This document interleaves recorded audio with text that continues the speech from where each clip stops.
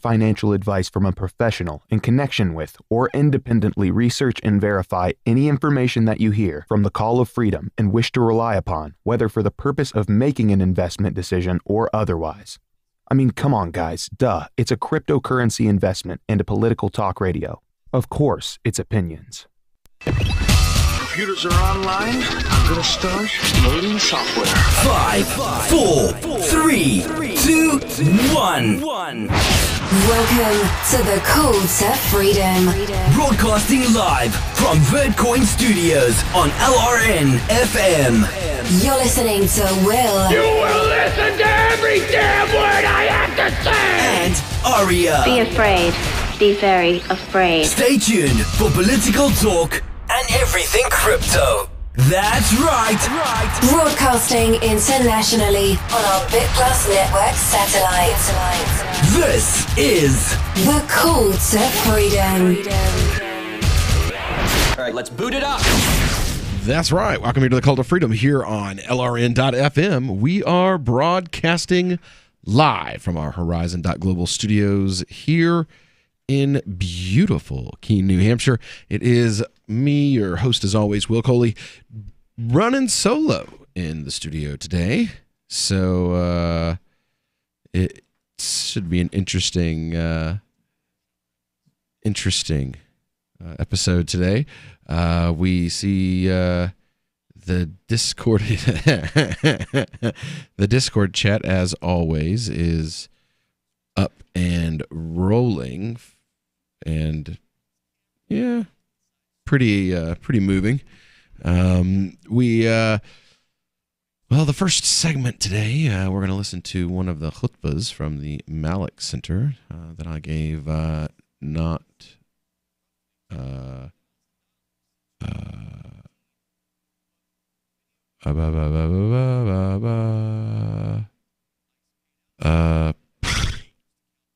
anyway, sorry. So yeah, there's not a whole lot we're gonna hit. Let's see here. Sorry, I didn't have this ready when I got it on the air. We're still having issues with the what do you call it? The van. New part should finally a second new part, because the first new part was the wrong part. It was the right part, just the wrong part. They got it a 96 model, and I needed one for a 93, and I told them a 93, and they decided that the 96 would be better for some reason. So anyway, I've got it queued up here. We're gonna go right on through the Adhan by brother Wahid, and go directly into the khutbah. La ilaha illallah.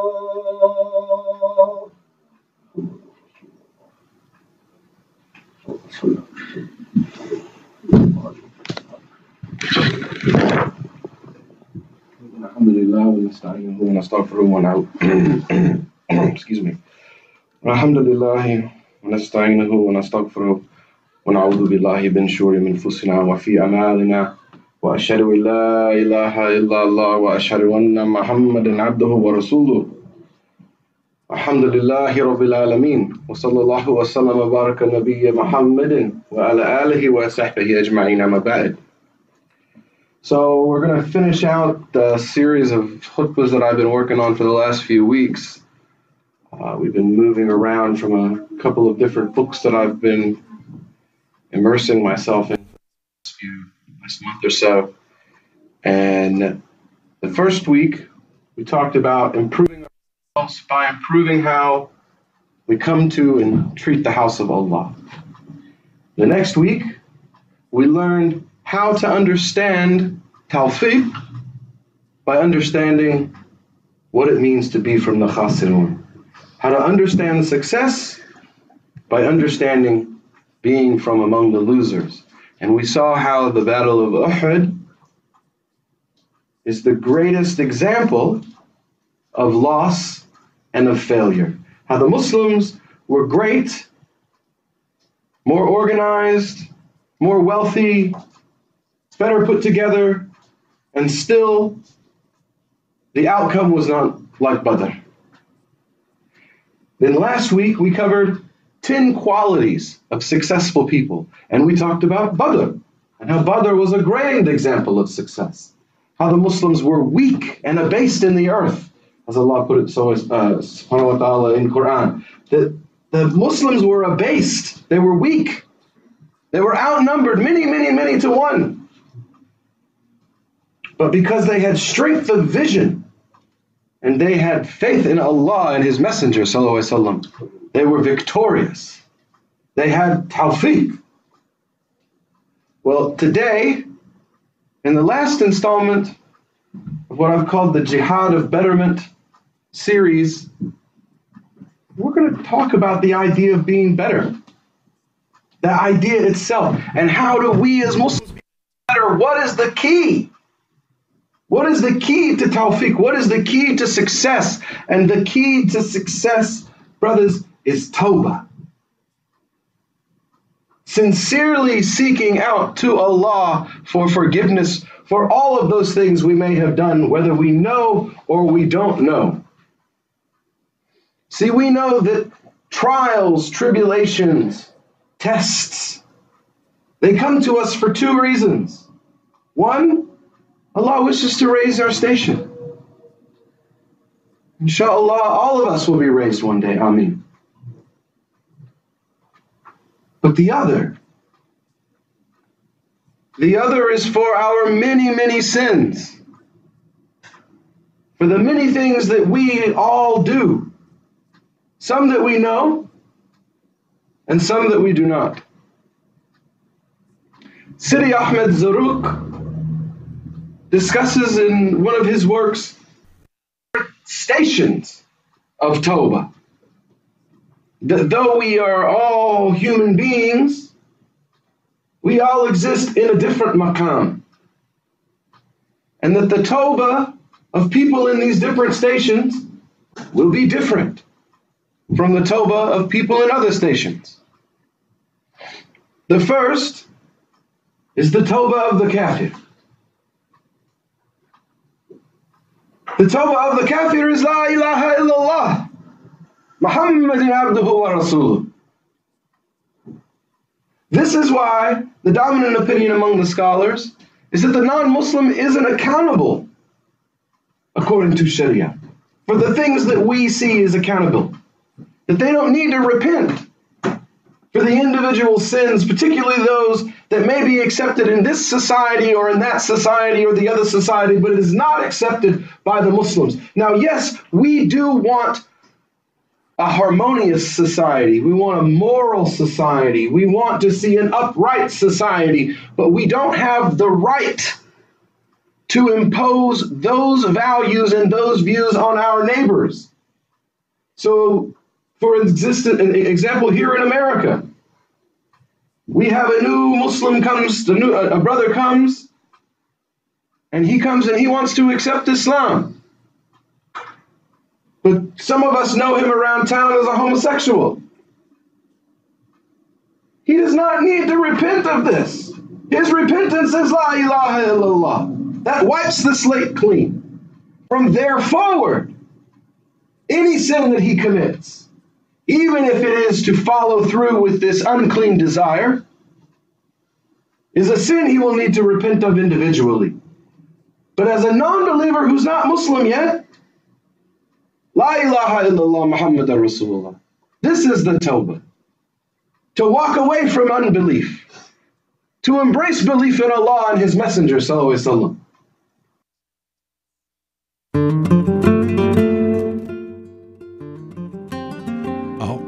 All right, we'll be back with more of the ending khutbah of the Jihad of Betterment series from the Malik Center when we get back here on the Call to Freedom here on LRN.FM.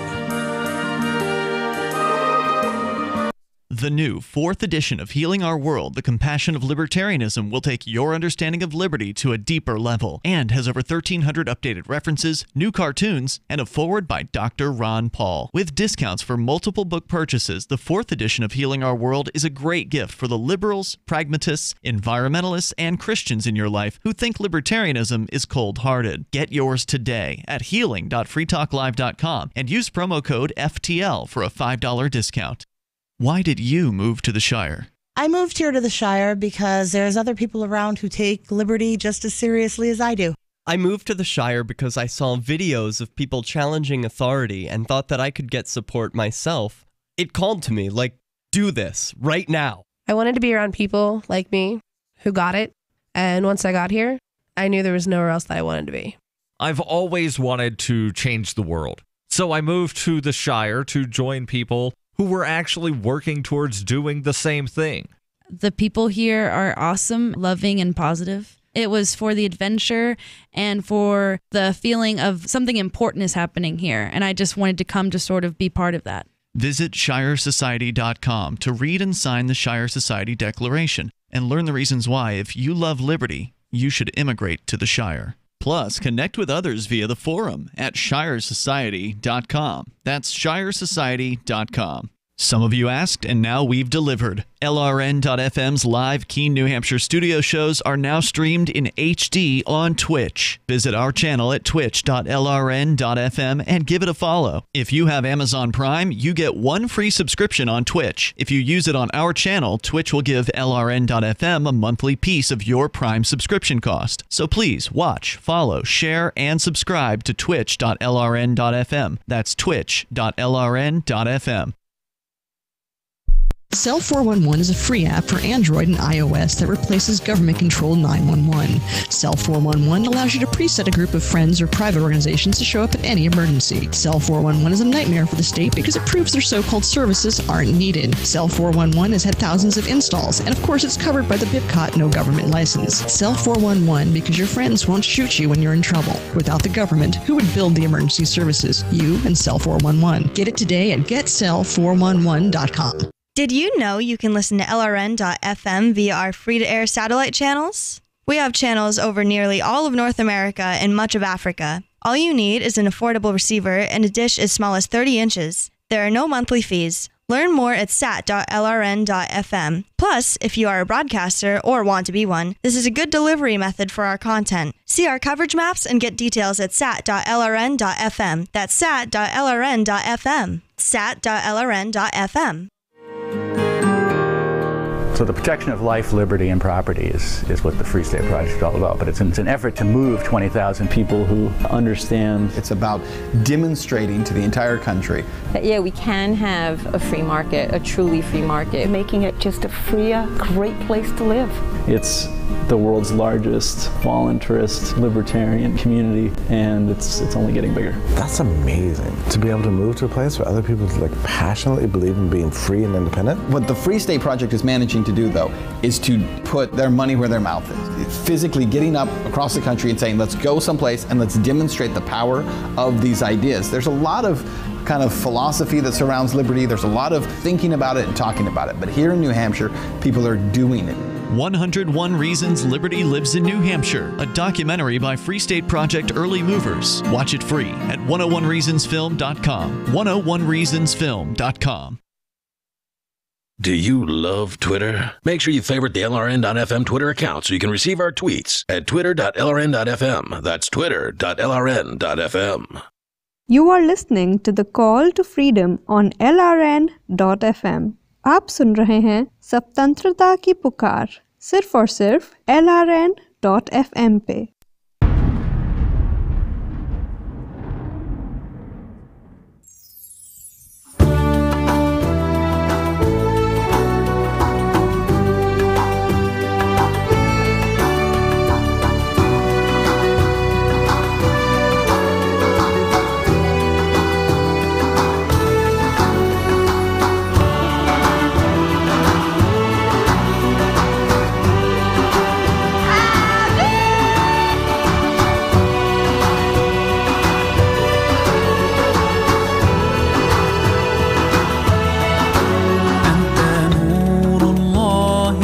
أجرا جئت بعد العسر يسرا ربنا. All right, welcome back into the Cult of Freedom here on LRN.FM,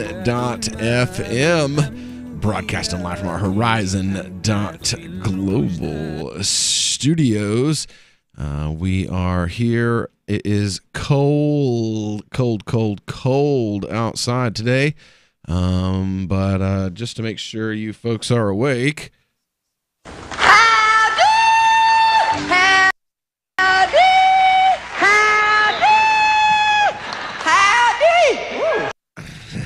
All right. Howdy. Wake up, y'all. Good evening. It is 4:20 in the afternoon.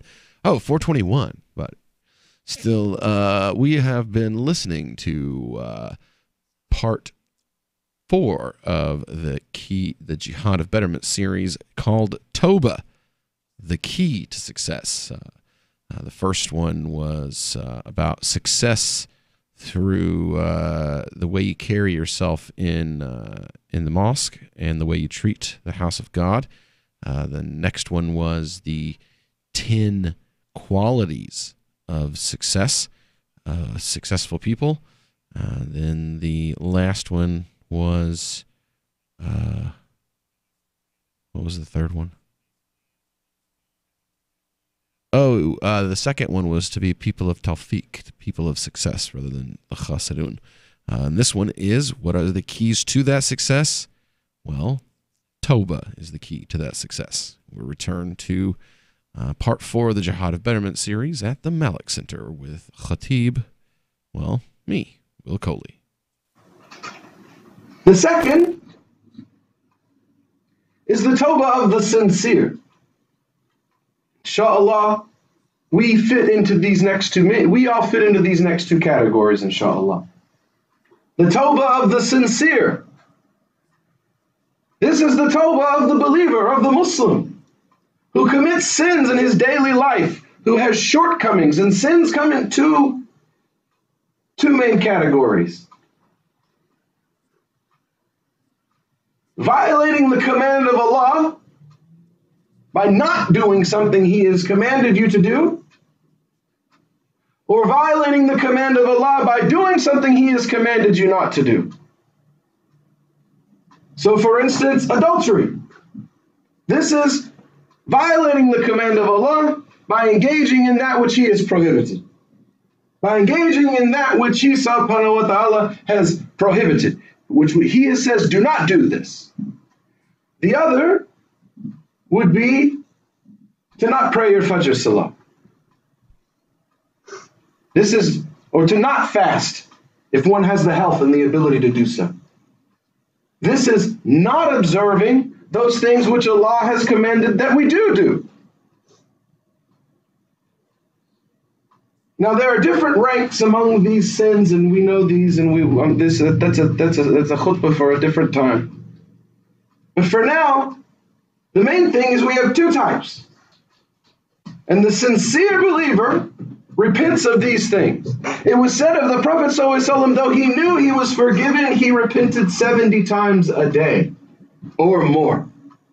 Aisha radiallahu ta'ala anhu related that 70 or more times a day, the Prophet ﷺ, when he knew he was forgiven, called out to Allah and begged forgiveness for his sins.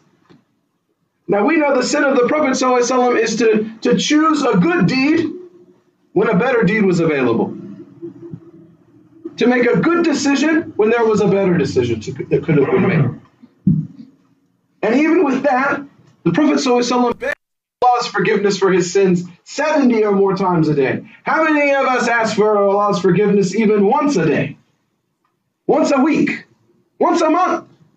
How many of us cry out to Allah, oh Allah, please forgive me, I am your abd, but I am weak. I am your abd, but I fall, I trip, I make mistakes. I didn't wake up early enough this morning. Well, not this morning, but you know what I mean. I didn't wake up early enough this morning. I stayed up too late. I wasn't paying attention. Oh Allah, forgive me. I cut that man off in traffic. Oh, Allah, forgive me, that man cut me off and I reacted with anger. Get in this habit, brothers and sisters. Get in this habit. Oh, Allah, forgive me. Oh, Allah, forgive me. Astaghfirullah. 100 times a day, 10 times a day, 5 times a day, 1 time a day. But make it a part of your day, at least once every day, to call out to Allah for forgiveness. For He has said that no matter how many times we call, no matter how many times we fall, He is there. Hassan al-Basri was asked, what do you say of a man who sins in the morning and says astaghfirullah, and then sins again and says astaghfirullah, and then sins again and astaghfirullah 70 times in a day? Hassan al-Basri responded, this is the characteristic of the mu'min.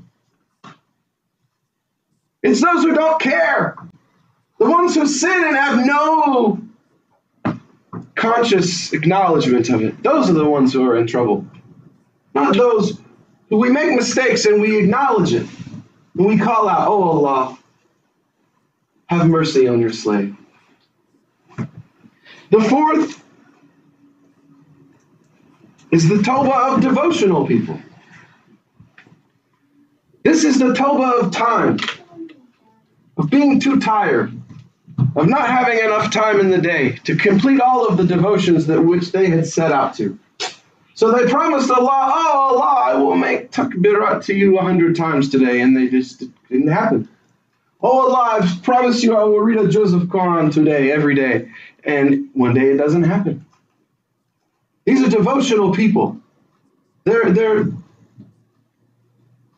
a station above just the regular, average, sincere people. These are people that they've transcended the wrestling with the nafs to a level that they don't really need to make repentance for the major sins, because they've got enough sense by this point not to put themselves in the position to even make these major sins. The other is the tawbah of the upright.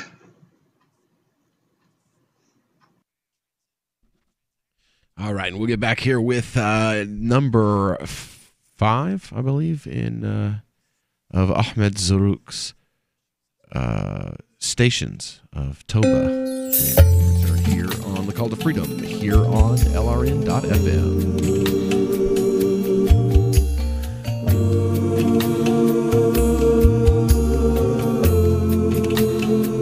When commercials come on, don't push the button. Instead, listen. Even if you don't sell things for a living, you're still selling in the various conversations and transactions that make up your busy day. With money and attention so scarce now, effective communication skills have never been more important, especially if you're a job seeker. So take a lesson from Madison Avenue. Often the fewer words, the more effective the message. Like Jiffy Lube, where you never need an appointment, or the Office Max ad that says, you supply the ambition, we supply everything else. How about online ticket broker StubHub.com, the way in when it's sold out, or CyberCupid Match.com's seductive, go ahead, it's okay to look. How cleverly and succinctly can you distill your message? For more tips, hit survivalspeech.com. I'm Holland Cook. We've all heard about blockchain assets like Dogecoin, Ether, and Ripple. Bitcoin isn't the only player in the blockchain game any longer. And for those of us wondering how to get our hands on these digital assets, finally, there's a solution. Shapeshift.io allows you to buy and sell between your digital assets and Bitcoin instantly between your own digital wallets. I've used it with ease. Shapeshift.io. There's no account or email address needed. You send them the crypto you want to sell. They send back the crypto you want to buy. It's that easy. Shapeshift.io. Free Talk Live. Wait till you hear the least popular girl's name for 2004. We'll start with Rack. Crumpet. Well, Crumpet's kind of funny. Someone named their little girl Willie. Willie. Cannelloni. Cannelloni. Lasagna. Tasty. And Biff. Yeah, Biff. The These least are girls' popular name. names? the least popular name. These of are all 2000. made up, folks. I Do don't not care. believe this nonsense. This is not news. I don't care. I haven't laughed this much all week. This may be my favorite. Rumpy Pumpy. Now, how could you think that one up? I mean, if you were faking this list, I could understand that you could fake Donald Duck or Scrooge or pork. But how do you think of Rumpy Pumpy? Rumpy Pumpy. RUMPEPUMPEE. Rumpy Pumpy. Free Talk Live, 7 nights a week from 7 to 10 Eastern, live on the Liberty Radio Network at LRN.FM. Now that you've found the Liberty Radio Network at LRN.FM, you may want to help expose others to our great programs. To assist you in doing so, you'll find resources at promote.lrn.fm, including details on how to get a free bumper sticker, quarter-page flyers you can print out and distribute, banners for your website, as well as files that will allow you to make your own custom banners and graphics. Visit promote.lrn.fm and help bring new listeners to the Liberty Radio Network. That's promote.lrn.fm. Is spreading the message of liberty, cryptocurrency, and peace around the globe worth $2 per month to you? As you may already know, in addition to our internet feed, LRN.FM broadcasts on free-to-air satellite across North and Central America, as well as Sub-Saharan Africa. And we've been available on satellite for free 24/7 since 2010. The LRN.FM free-to-air satellite signal is reaching some of the most oppressive regimes in the world, and there's no doubt our ideas are making an impact. You can learn more about the channel's impact by watching the 3-minute video at fund.lrn.fm. If you'd like to help free minds globally with our ideas of liberty, cryptocurrency, and peace, you can donate as little as $2 per month via fund.lrn.fm. You can help us continue and expand our satellite broadcast to multiple continents. Visit fund.lrn.fm today, and thank you for your help. Don't forget to share the link on social media. That's fund.lrn.fm. You can put the Liberty Radio Network on the air in your area. Visit broadcast.lrn.fm to learn how. Broadcast.lrn.fm. You are listening to the Call to Freedom on LRN.fm. Unasikiliza wito wa uhuru katika LRN.fm.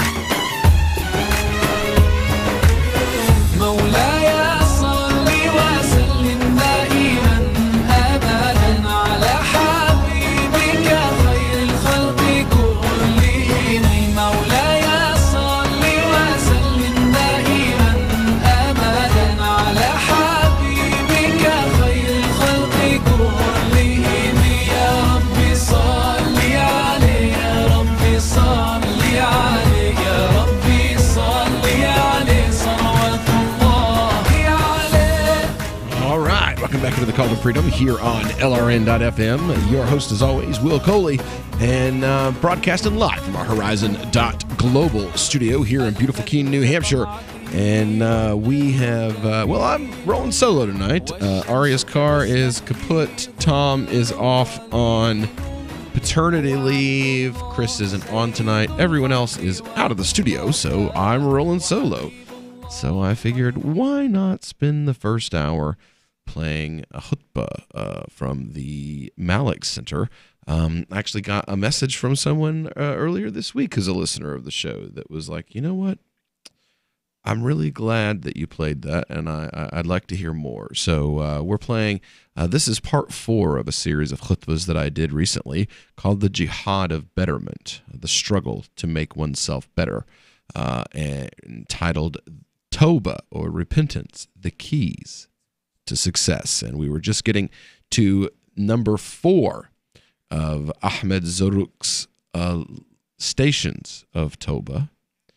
There being different types of Tawbah and stations of Tawbah for different types of believers in one of his works. So we'll get back to that right now. these also are people who, they don't engage in the major actions. They have the conscience, the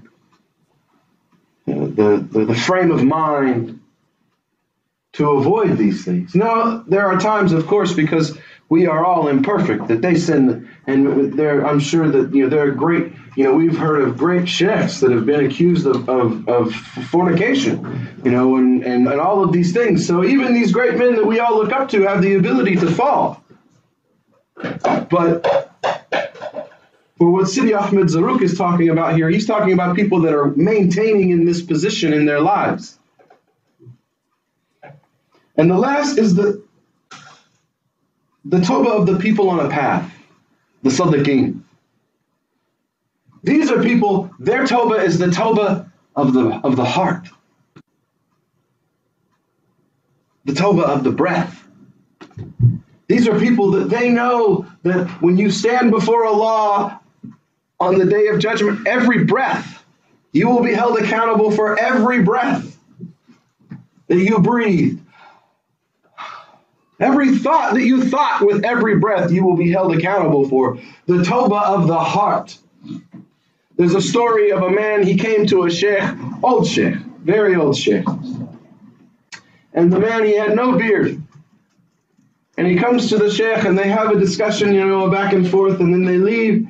And the man with no beard on the way home, he's like, oh, these old, this is just, these backwards old imams and all their stupid traditions. And, they're what's wrong with the Muslim world today, and they're so backward. I mean, just like with a fork and a knife, just carving on their brother like a steak. And then the next day at Jummah, the brother with no beard was there. And this old imam comes in and he looks haggard. And he's like, where's the brother with no beard? And they sent him over and he called him and he pulls him over to the side and he says, oh, my brother, I must beg you to forgive me. I apologize. I didn't sleep very well last night because I saw you. And when I saw you and I saw you had no beard, I assumed you were fasiq. And I had no right to assume this of you. And I couldn't sleep last night because it was weighing on my heart that I committed a ghibah against you in my mind, that I had a negative false thought against you in my mind, and it kept me awake. I couldn't sleep, and I begged up to Allah, oh Allah, let me live just one more day so I can go and beg forgiveness for this man, for the thing that he thought, while this man sat and he chewed on the flesh of his brother the day before. And that brother, from the way that I heard the story told, that brother had a breakthrough that day because of the humility of this man, the humility of those who make tawbah of the heart, of the breath. He had a negative thought about his brother and it kept him awake at night. And this brother felt so low and so small because he had said so many horrible things about this man without even the slightest spark of remorse.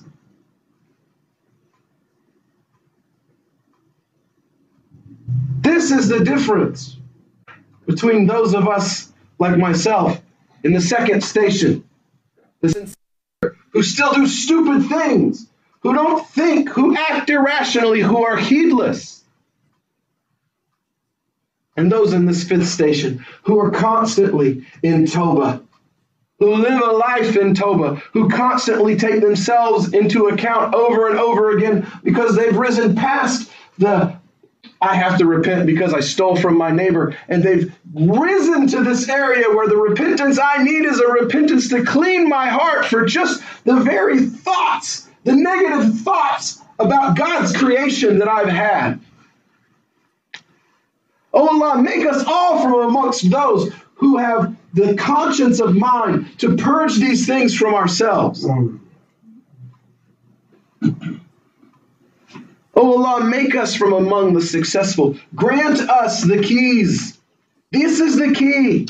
The key to success is tawbah, repentance, calling out to Allah. Do you want more success in your life? Call out to Allah, oh Allah, I've wronged myself. Please forgive me.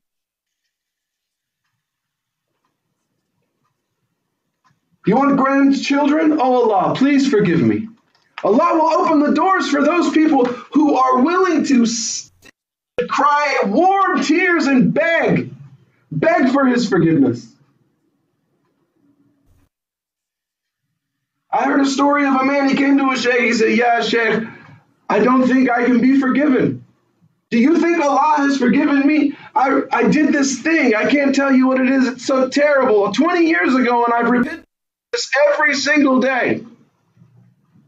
Every day, for 20 years, I've repented for one sin. Do you think Allah has forgiven me?" The sheikh looked at him and responded, "Allahu alam. But you must believe. Believe and know. Believe and know he has the mercy to forgive you. That there is literally nothing you can do. Nothing you can do that the mercy of Allah cannot encompass.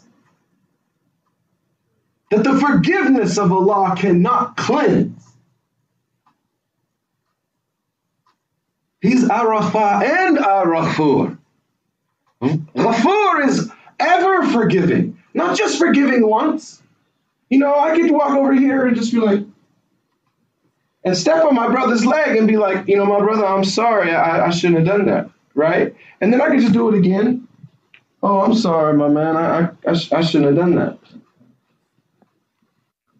Oh, I'm sorry, my man, I shouldn't have done that. Eventually, as a human being, my man is going to get tired of that. He has limits. Because he's human. Allah is Al-Ghafur. Without limit. All right, we'll be back with more of the end of the Jihad of Betterment here on the Call to Freedom. When you hear the word lobbyist, you probably think about greedy corporations, but not all lobbyists are the same. Some are fighting for the freedoms you hold dear. Liberty Lobby LLC is doing just that in New Hampshire, working hard to represent you, not some special interest group. You can help by going to libertylobby.info, where your contribution will give us the tools we need to ensure that your voice is heard. Visit libertylobby.info today to find out more. I've been told no in many different ways. I give you an order and you're going to obey it. George, you can go this way. You can't do that and you have to leave here. You cannot bring signs into the rally. Walk with me. Well, I'm comfortable here, actually. Whoa. Hey. Who do you think you are? Excuse me. There is no video and audio allowed in this office. No, I have work today. This is... You ain't going to make it. Wait now. Wait a minute. Whoa. Hey! Oh my God! Unbelievable! Why are you running from me? Because you're scared me. What am I being detained for? You're being served. What is this? You're being served. What is this? Bureaucrats have a funny way of telling people no. That's the sound of the men working on the chain. Derek J's Victimless Crime Spree. Watch it for free and order the Director's Cut DVD at victimlesscrimespree.com. LRN.FM is proud to announce our official listening apps for Android and iOS devices. Now you can easily tune into our streams anywhere, anytime on your smartphone or tablet. Just visit apps.lrn.fm or search for LRN.FM in the Android or Apple app stores. Please download, rate us 5 stars, then share the link on your social media and let your friends and family know how you're listening to LRN.FM. Download it now, free at apps.lrn.fm. Are you a cryptocurrency advocate? The Crypto Tip is the ideal outreach tool to help new people discover cryptocurrency. It's a printable business card-sized tip that you can give to service providers, preferably in addition to a good cash tip. When the server scans the QR code, it'll bring up an explanation of cryptocurrency, how to install a wallet, and allow them to claim the tip. If they don't claim the crypto, you get your tip refunded to you after a time period you specify. Plus, if they do claim the tip, you get an email alert. Create as many tips as you want at cryptotip.org. That's cryptotip.org. There are lots of ways to listen to Free Talk Live. Live. Our podcast has been around since podcasts began, and now the FTL feed is loaded with content besides our full show archives. Did you know that we make it easy for you to customize your podcast subscriptions? We have different feeds, one that includes only our full shows, one with just the Daily Digest, and one with just the Edgington Post. You decide what you listen to. It's quick and easy to customize your feeds at feeds.freetalklive.com. That's feeds.freetalklive.com. On Free Talk Live, we're bringing people to the ideas of liberty every day. From wrestling superstars like Glenn Jacobs. You guys really are having an impact, I believe. Like I said, a lot of where I am now is due to listening to Free Talk Live. You changed my mind on some very important issues years ago. To random people tuning in on the radio. I was kind of stuck in the left-right paradigm. I heard your show by chance on a Saturday night. From there, I went on, joined the Free State Project, and become an amplifier. So, I mean, that's really the reason why I amp is because I know that if it wasn't for you guys being on as many stations as you are, I never would have found the ideas of liberty. Your amp will directly change more lives by getting Free Talk Live in front of people looking for talk radio online and on the air. When you amp Free Talk Live, you get perks like access to the AMP-only Facebook group and AMP podcast. Visit amp.freetalklive.com. Help get LRN.FM into more ears. Visit promote.lrn.fm for a free bumper sticker, flyers, banners, graphics, and more. Promote.lrn.fm. You are listening to The Call to Freedom. Live on LRN.fm. تستمعون إلى نداء للحرية مباشرة على LRN.fm. صلي وسلم دائما أبدا على حبيبك خير الخلق كلهم مولاي صلي وسلم دائما أبدا على حبيبك خير الخلق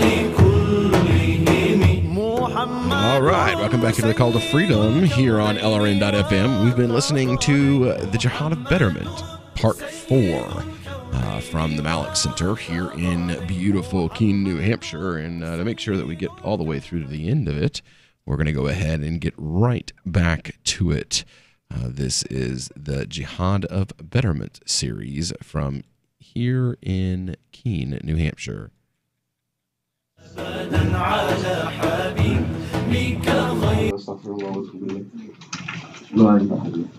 Subhanallah walhamdulillah wa la ilaha illallah wallahu akbar. Allah bi Muhammad wa ala Allahumma salli ala Muhammadin wa ala ali Muhammadin kama sallaita ala Ibrahim wa ala ali Ibrahim innaka Hamidum Majid. Allahumma barik ala Muhammadin وعلى آل محمد كما باركت على إبراهيم وعلى آل إبراهيم إنك حميد مجيد.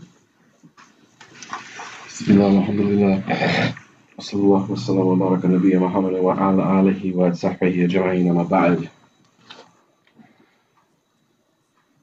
So we've talked about the different stations of Toba, but what about how to get the key in your hand to start with?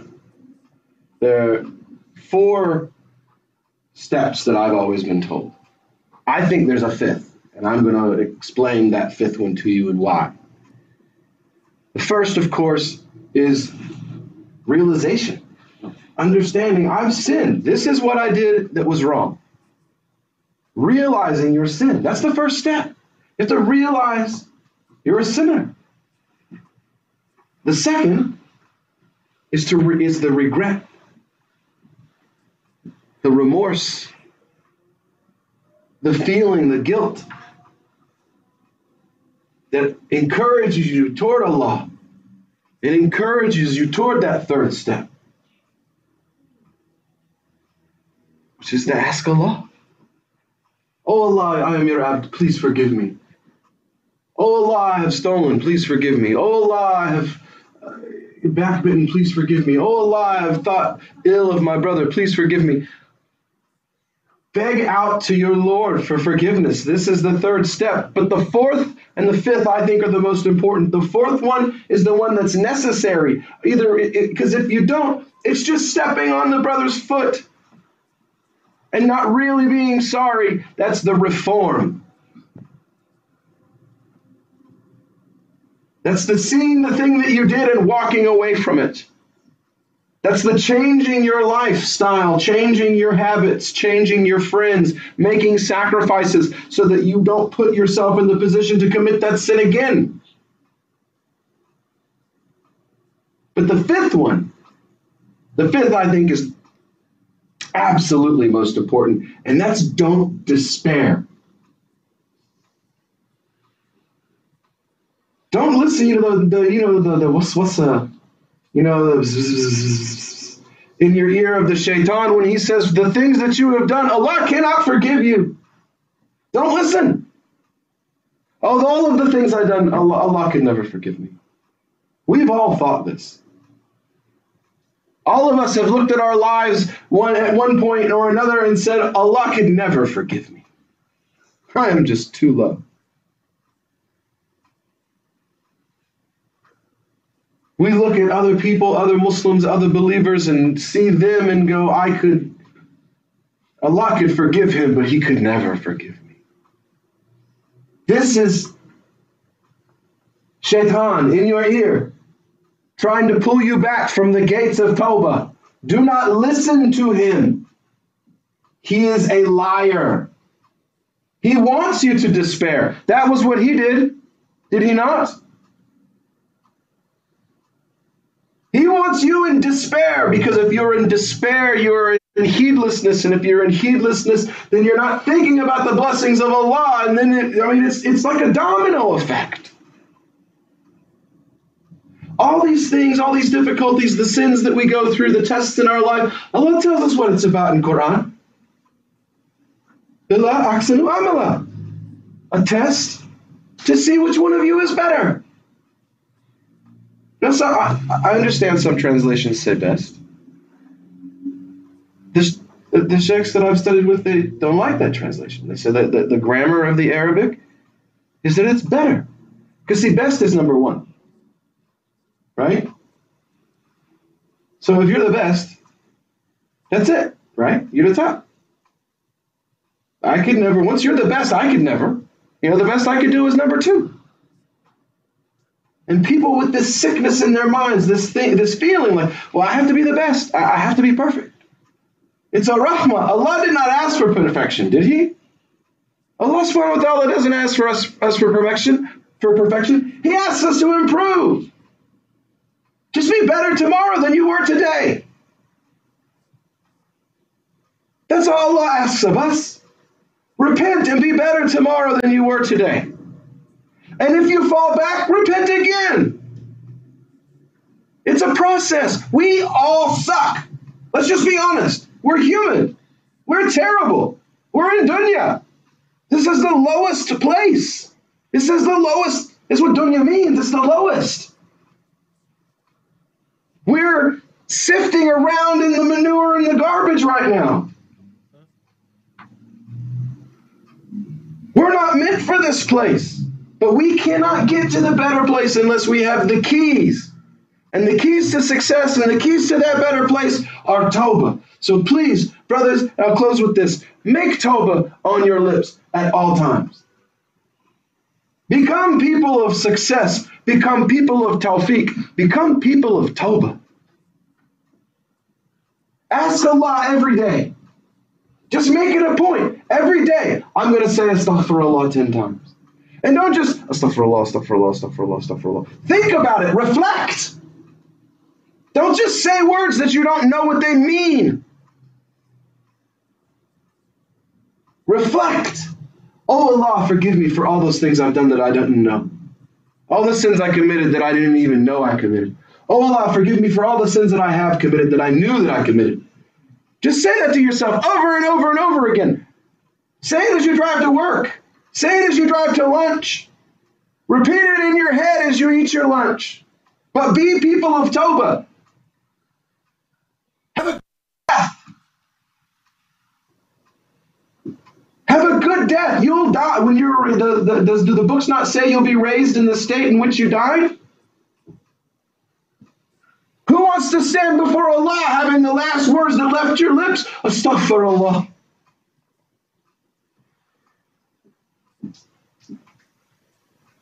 Who wants to face Allah with the last day that they lived? When he looks at your rolls, it says, this man said astaghfirullah and begged for my forgiveness 20 times the day that he died. Oh Allah, let us be people of Tawbah. Oh Allah, let us meet our Maker as people of Tawbah. Oh Allah, let us meet our Maker with slates that have been wiped clean by the words of our tongue, by the repentance of our hearts. Oh Allah, grant us the keys of success. Oh Allah, grant the Muslims the keys of success. Hey guys. Oh Allah, forgive all the Muslims, all of their sins. Oh Allah, forgive all those who have come before us. Oh Allah, please accept the fasting of all the Muslims. Oh Allah, bring peace to the Muslims, both to their hearts and to their lands. Oh Allah, make us those who walk softly in this earth with repentance on our lips and humility in our hearts. Oh Allah, we beg this of you. Oh Allah, we beg this of you. This is Colin Talks. Oh Allah, we beg this of you. Yaqim Salah. Allahu Akbar, Allahu Akbar. Ashhadu an la ilaha illallah. Ashhadu anna Muhammadan Rasulullah. Hayya ala salah, hayya ala falah. Qad qamatis salah, qad qamatis salah. Allahu Akbar, Allahu Akbar, La ilaha illallah.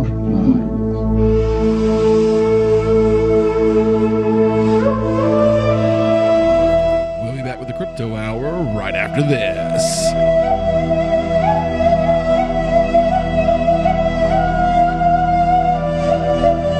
The Free State Project has reached its goal of 20,000 liberty lovers who've pledged to move to New Hampshire and get active to achieve liberty in our lifetime.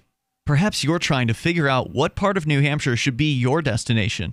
If so, consider Keene. You'll find more than 150 reasons to move to Keene at move.freekeene.com. Keene is famous for its historic, publicity-generating activism, as well as being the liberty media capital of the world. It's home to freekeene.com, New Hampshire's destination for liberty activism, news, and opinion. For years, we've been compiling over 150 reasons to move to Keene at move.freekeene.com, where you'll learn about some of what's happening here and what makes Keene a great place to live. If you love liberty, you'll probably enjoy anywhere you end up in the Shire. But do your due diligence first. Please visit move.freekeene.com for the full list of over 150 reasons to move to Keene. That's move.freekeene.com.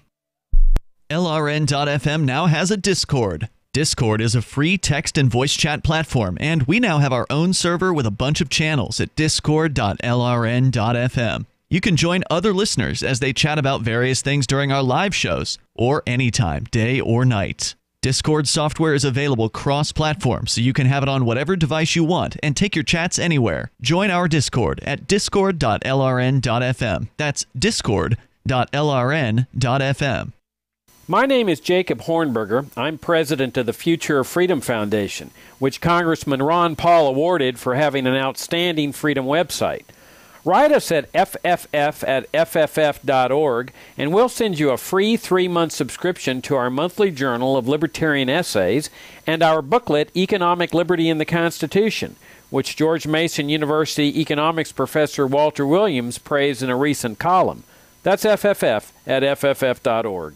More of the Call to Freedom is coming up next, live after the news, on the Liberty Radio Network at LRN.FM.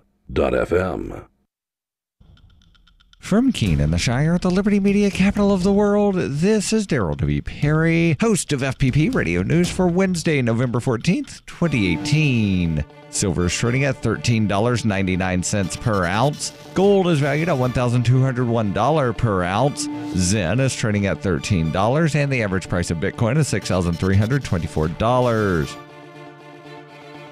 Antiwar.com reports most of the focus on the fighting of the Ghazni province has been on the precipitous defeat of Jaghori, where even the deployment of advanced special forces has failed to slow Taliban advances. The neighboring Malistan district, however, is also being lost in heavy fighting. As with Jaghori, Malistan was considered a relatively safe district, which rarely saw fighting of its own. The arrival of the Taliban, however, has meant hundreds of families fleeing into the neighboring Uruzgan province. Whether Uruzgan will be able to accept all of them is unclear, as the Taliban has been engaged in offensives in that province as well. Ghazni officials are warning that the displacement and fighting could spark a humanitarian crisis. In practice, it's not clear what the Afghan government can do at this point. They've been losing militarily across the country, and the neighboring Jaghori district is the one getting almost all of the reinforcements. Even this seems to be mattering little, with the Taliban killing even top commanders. In 2115 New England, there are no borders, no states, and no regulations, yet never has a more peaceful and prosperous place existed. Faced with the prospect of waning power, Mr. Drake intends to replace the anarchy of New England with a government. Anarchy in New England by Joe Jarvis is available from Amazon.com and all major bookstores. UPI reports Representative Bruce Poliquin of Maine filed a federal lawsuit Tuesday to try to block ranked choice ballots in his race against his Democratic opponent, Jared Golden. The suit, filed against the Maine Secretary of State, Matthew Dunlap, names Poliquin and 3 registered voters in Maine's 2nd Congressional District as plaintiffs. They are seeking to stop state election officials from conducting the nation's first ranked choice voting tabulation in a federal race. Plaintiffs argue in the suit that Maine's act to establish ranked choice voting, where voters rank candidates in order of preference, is costly and confusing and raises constitutional challenges, saying it sets a plurality vote as the qualification for election to Congress. Voters approved the act at the ballot 2 years ago. It allows voters to spread their votes across candidates by ranking them in order of preference in primary and federal elections. Poliquin got the most first-choice votes in the midterm election last week, but he failed to get more than 50%, pushing the tabulation to voters' second choices in a ranked choice runoff expected to happen Wednesday, with voting rounds to determine the winner. Plaintiffs are asking Dunlap staff to stop processing ballots for the runoff, but as of late Tuesday morning, ballot processing was continuing and would not stop unless a court ordered it to do so. Attorneys for Golden also filed a motion on Tuesday saying that the suit, filed after the polls closed on November 6, sought to invalidate the will of 270,000 Maine voters who cast their ballots with the understanding that RCV system was the law of the land. In May 2017, the Maine Supreme Judicial Court issued an opinion that found that parts of the new voting system for state legislature and governor were unconstitutional, but noted that the state's constitution did not govern primary or federal elections.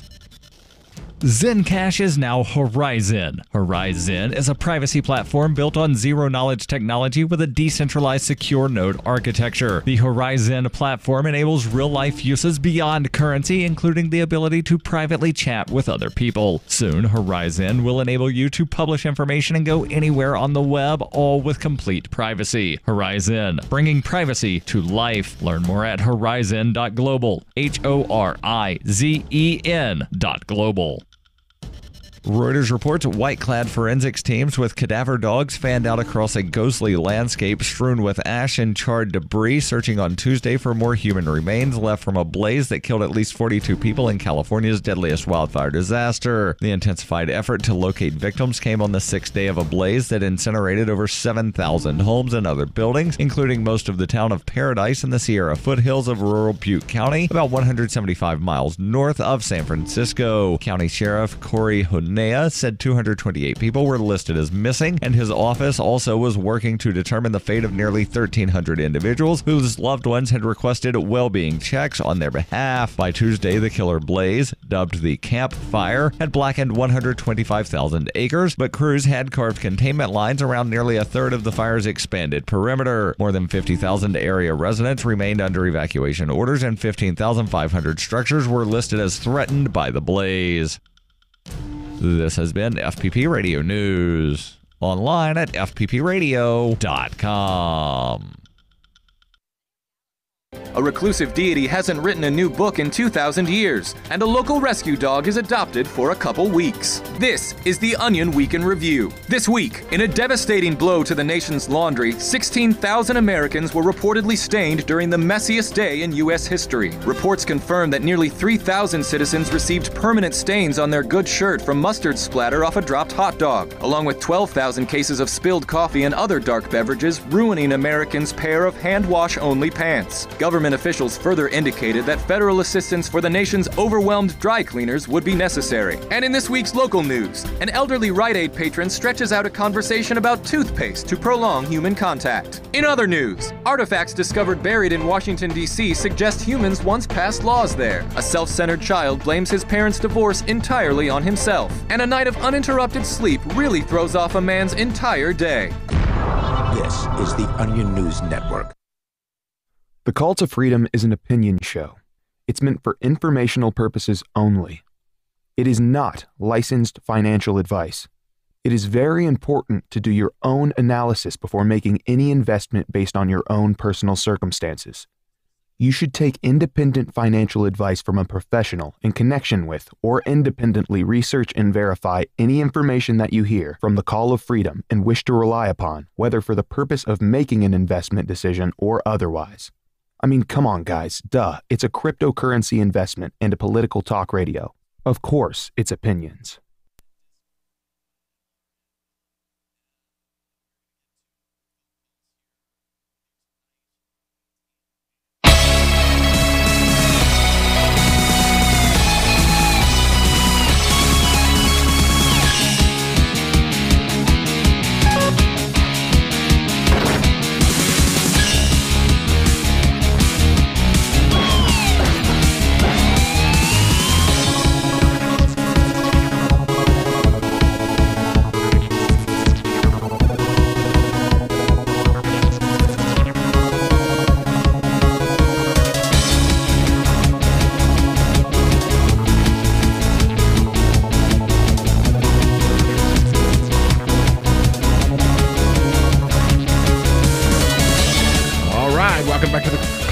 Here on LRN.FM. It is our Crypto Hour, brought to you by the folks over at the Motion Project at motionproject.org. I am joined today by Michael Hampton. Now, don't you do the programming for CryptoTip, right? Yes, I do CryptoTip. It's my thing from, well, I built it from beginning to end.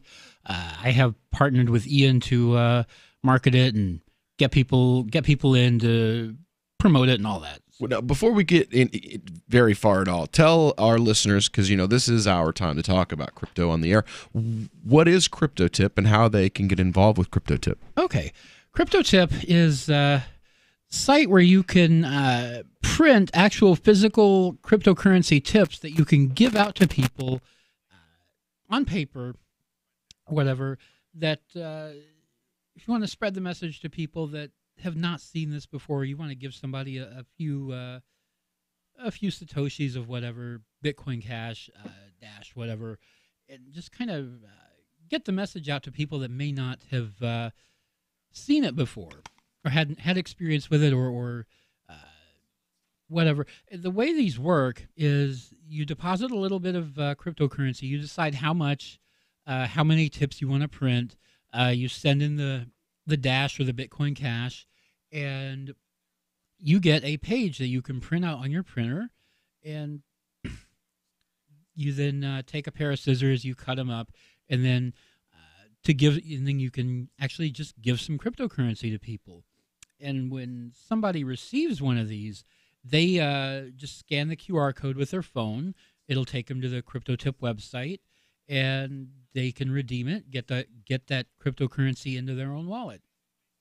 And it explains there how they can get a wallet on their phone or on their desktop if they're doing it on their computer. So what's the website if we wanted to? Cryptotip.org. Cryptotip.org. That's the one. So unfortunately, we had to take down Bitcoin Cash today. So I just finished doing that a couple hours ago. I kind of would expect that, yeah. All Bitcoin Cash is suspended, so you can still do Dash tips. Okay. So what's going to happen there is as soon as this whole have you talked about the hash war yet? Well, we were talking about it yesterday. We started talking about the fork that's coming. Anybody that's paying attention to the market will see that just the whole discussion around it, and then Craig Wright's gigantic FUD that we're going to be talking about a little bit later, has pulled the market down. I mean, Bitcoin just now, while in the process, you were in the process of explaining crypto tip to us, just in that amount of time, finally got back above $5,700 on the day.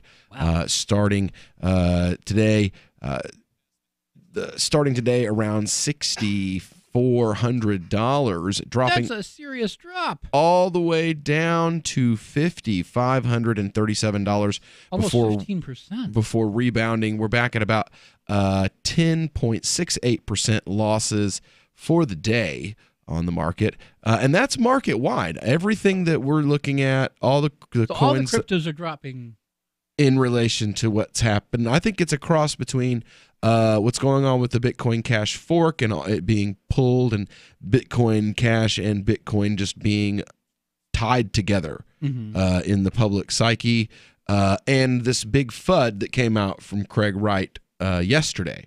Well, you know what happens is every time something goes on in the cryptocurrency world, a whole lot of people just panic, freak out, react, and sell everything.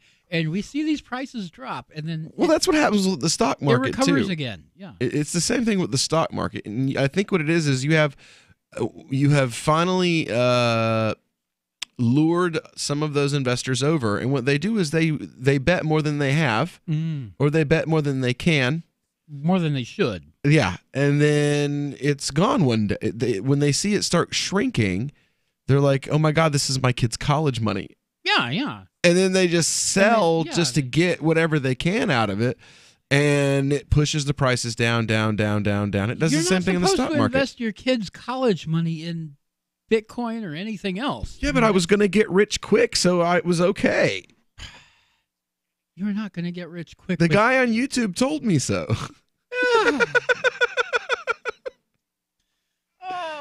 Right? Face palm. Yes. There's so many people like that. I know people that hate Bitcoin because they bought during that. Remember the first big spike when it went up to like what was it? $30, something like that. It was 70. 70. And people bought tons of it.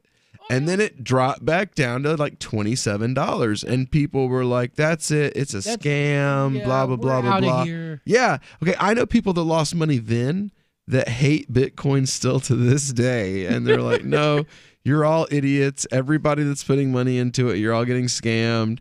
I understand you made $40,000 off of a $300 investment, but you're getting scammed. You just don't know it yet. You know. One day. No, what's happening there is you don't know how to invest. Yeah. You put money you couldn't. Here's the deal. If you can't afford to lose it, you don't invest it. And that goes for a business. That goes for anything. Yeah. You know, if you've got a buddy that's trying to start a new barbecue sauce company, you don't invest in his company unless it's okay financially for you. If that whole thing it just is a great big turd and it never goes anywhere. If you never see that money again, if he doesn't, it should not affect you. If he goes to like a barbecue sauce symposium, meets two hookers, and spends it all on crack, it can't affect you financially. That should not put you out on the street or make you miss a mortgage payment or whatever. Yeah, that's the way it works with investments. People don't seem to understand that. They're like, no. I'm going to buy 5,000 Beanie Babies with my kids' college money and then be surprised when I have to sell them for 50 cents a piece in 10 years. Oh, yeah. I remember the Beanie. My mother worked in a Beanie Baby store. She sold like the Diana bears and stuff like that, the collector bears and stuff like that. Like she worked in a shop that sold Beanie Babies. She got them all the new ones as soon as they came out. So we had these like bay window shaped cabinets with glass doors filled. Oh my God. absolutely filled with these damn things. You wanted to throw her and them out the door. Anyway, so when we get back here in just a moment with the Crypto Hour here on the Call to Freedom on LRN.FM, we're going to talk about all the naysaying and, well, what does that mean in truth, though, when you look at the numbers? When you sit down and really look at the numbers on Bitcoin and cryptocurrency over the last, 9-10 years, right? For an investor, what's really been the payoff? Well, somebody crunched those numbers. We're going to talk about that right after this.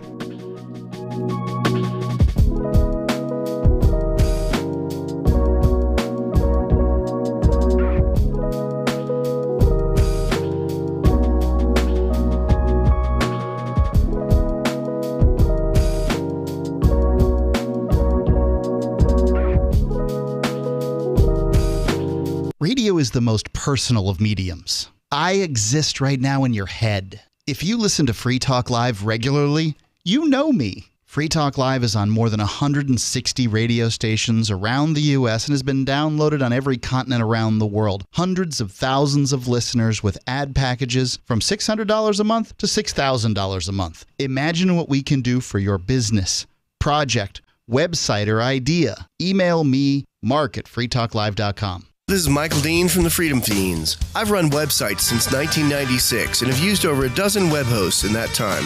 AgristHosting.com is the only one that hasn't broken my heart. Agrist Hosting's uptime and service is stellar, and their DDoS mitigation is the best I've seen. That's important because if you tell the truth in this world, you'll ruffle feathers.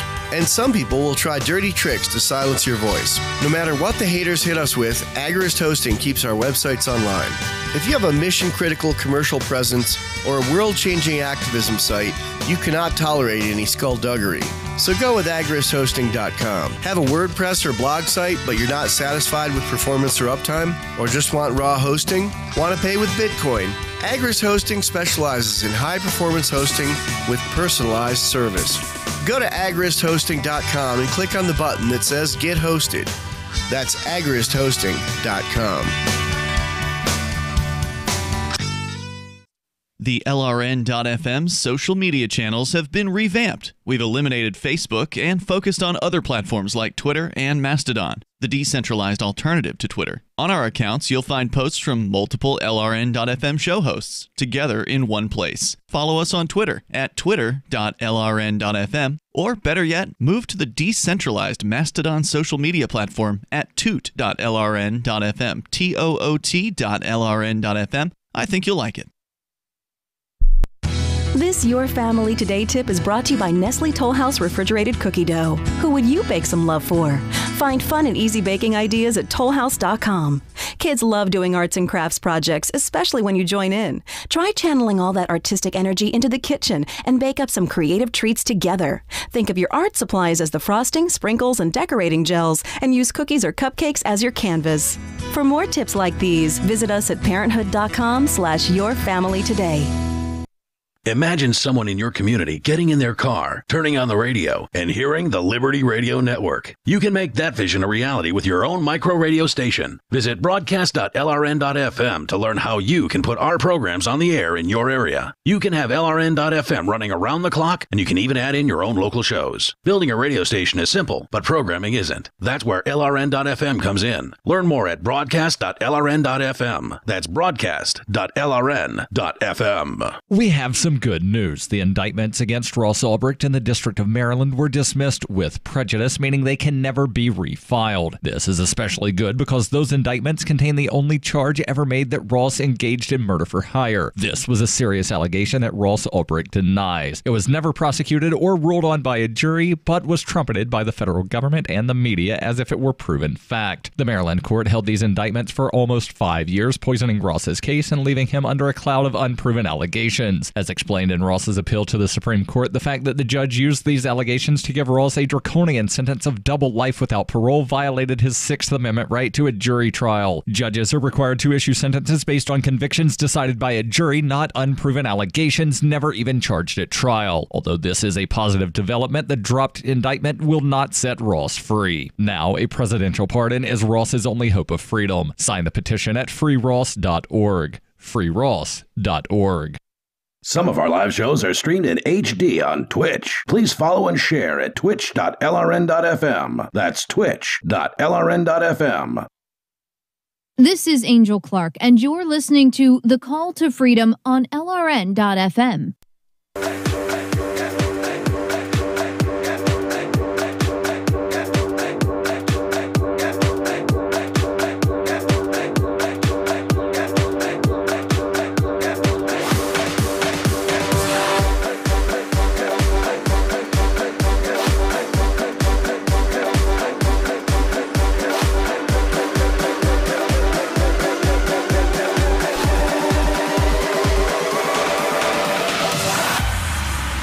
All right, welcome back into the Call to Freedom here on LRN.FM.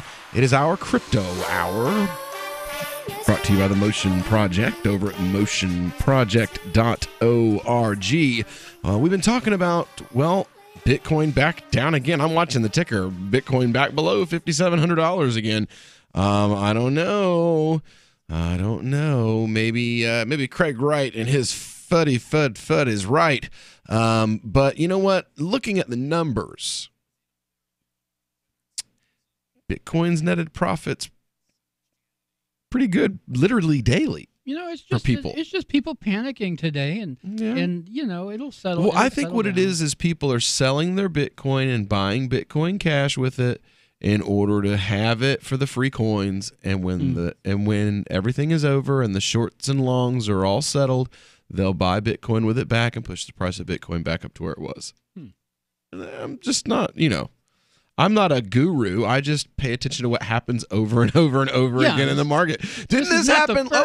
This exact thing happened, I don't know, almost a year ago today. Yeah, when Bitcoin first split off to Bitcoin Cash. Yeah, there was a big old drop, but Actually, I think Bitcoin Gold was the fork that happened today last year. Bitcoin Cash had already happened. Because there were several of them. I bought a Bitcoin Core T-shirt at Route 101 Goods with the Bitcoin Gold that I got for the SegWit. And that no one's ever heard of Bitcoin Gold since. No, no.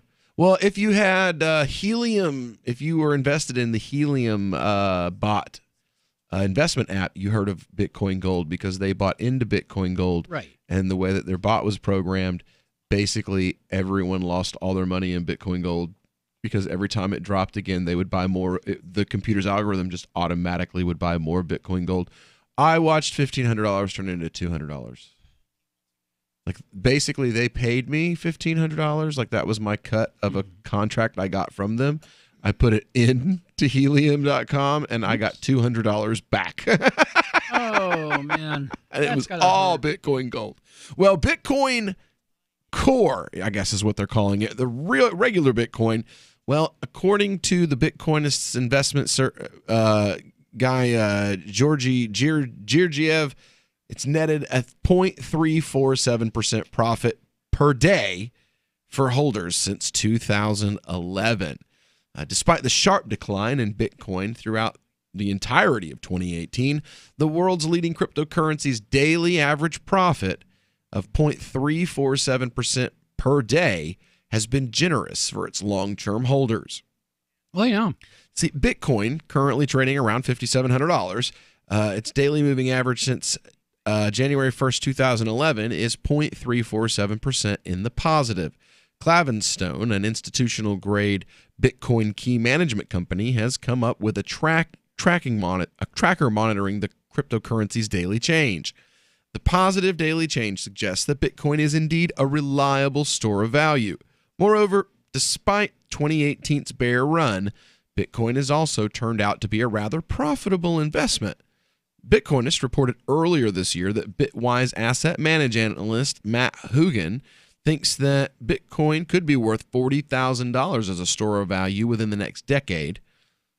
Despite bearish sentiment sweeping the crypto markets in 2018, it turns out that this is only the second year in Bitcoin's history in the red since 2011. Though the year isn't over and there could be many surprises still in store. The average daily change in 2018 has been negative 0.24%. the exact same value compared to that of 2014. The best year for Bitcoin so far was 2013, when the cryptocurrency saw a compound annual change of 5.593.7%, or 1.2% average daily increase over the course of the year. Another telling chart from CoinDance reveals that Bitcoin has gained upwards of 200,000% in value over the past 7 years. Oh, yeah, that it has. The last couple of months, however, haven't been so action-packed. In fact, the beginning of October, Bitcoin's volatility dropped to its lowest level of the year, something which might indicate a maturing market. Financial expert Bob Mason says, after wild swings and roller coaster rides, Bitcoin looks to have settled into a long-term relationship with its investors. We're not speculating their days away and appear to be their days are away and appear to be in it for the long haul. But despite Bitcoin's off year, those who had bought it and didn't sell it are likely sitting on a fortune. For example, if you bought $100 worth of Bitcoin in January of 2011, the coins would today be worth $2.1 million at $5,700 a coin, according to Clavestone's SOV calculator. So that's... I wish, because in January 2011, I had already mined 150 Bitcoins. And I spent them all. Right. Spent them all bringing Bitcoin into existence. Yeah, well, that's just it, though, is all the people that I know that have this lament about, like, oh, well, I had all this Bitcoin, you know, and I bought a $6,000 grilled cheese sandwich and all this kind of stuff. It's like, look, if you hadn't bought that sandwich, the Bitcoin wouldn't be worth $6,000. Exactly. Bitcoin wouldn't exist today if it weren't for all the efforts and all the spending. If it weren't for the 10,000 Bitcoin pizzas, we wouldn't be here today. Exactly. So all of that was necessary. One doesn't exist without the other. I knew people who were getting paid in Bitcoin in 2012 and 2013 who were asking me to invest and offering. And I was like, nah, you know, because I'm looking at my Xbox and I'm seeing the Microsoft Gold coins that literally have absolutely no use whatsoever. There's no way to spend them, redeem them. They just exist. Right. And you somehow earn them for doing things, but they really have no use whatsoever. They're not connected to anything. I guess they were designed to be connected to something, but they never went through with it. And when I saw that and World of Warcraft money, I'm like, I'm not interested in Bitcoin, you know? And I'm today really like, oops, yeah. You know, because I had opportunity to be paid in it and other things like that. And then I remember Davi and the Great Pork Fest heist where he made... In 2013 or 14, he made $6,000 in Bitcoin. And it was all stolen before he got home. Somebody hacked his wallet before he could get home to California, and it was all gone. Wow. Yeah!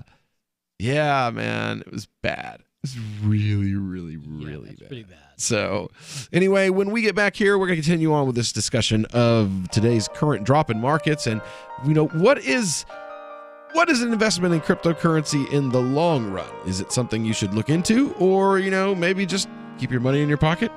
We'll talk about it when we get back.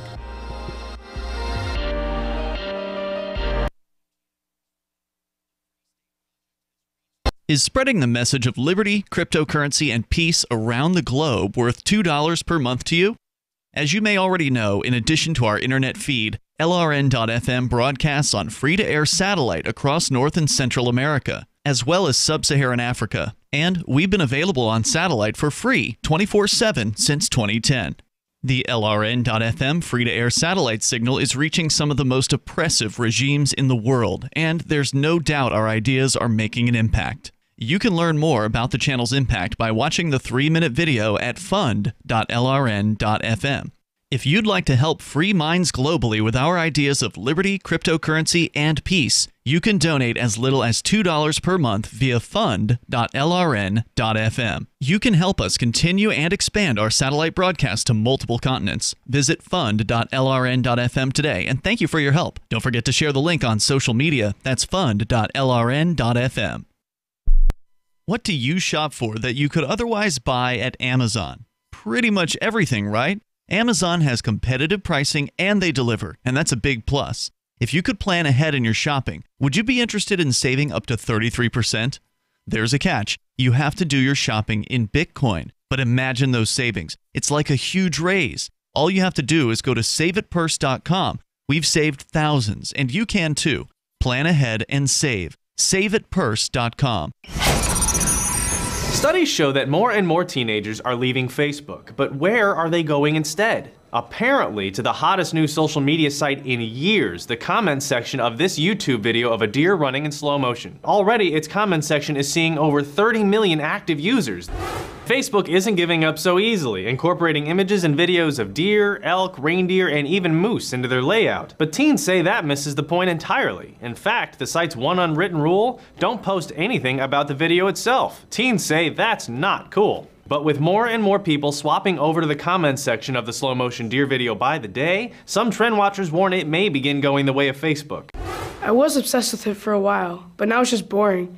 I'm probably going to switch over to Happy Fast Kitchen. While we don't know for sure, we believe Happy Fast Kitchen might refer to the Yelp page for a Chinese food restaurant in Cleveland, the new social media site where musician Skrillex recently dropped his latest album. This is the Onion News Network. Did you know we've taken our LRN.FM telephone listen line to a new level with the LRN.FM audio on demand line? Now you can call 712-770-8447 anytime and listen to LRN.FM's live feed. And you can listen to a bunch of our original shows on demand. Long distance fees may apply. Just dial 712-770-8447 and choose from the menu. 712-770-8447. Since time began, tyrants have taken aim at personal liberties. Now there's a movie that aims back.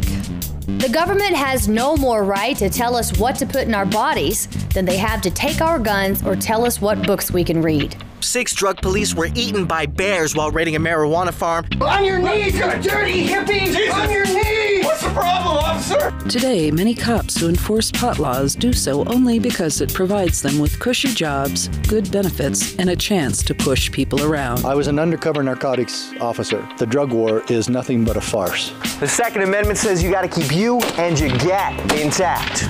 Guns and Weed, The Road to Freedom. A film by Michael W. Dean and Nima Vadadi. DVD available now at gunsandweed.com or on Amazon. That's gunsandweed.com. Makes the perfect gift. Remember, that's gunsandweed.com.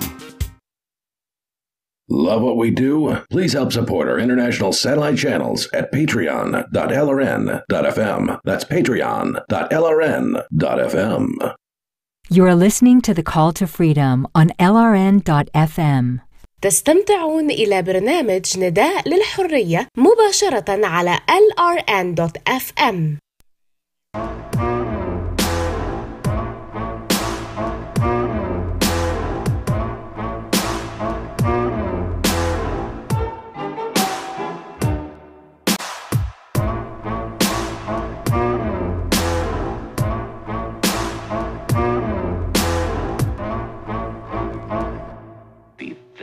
Very quiet.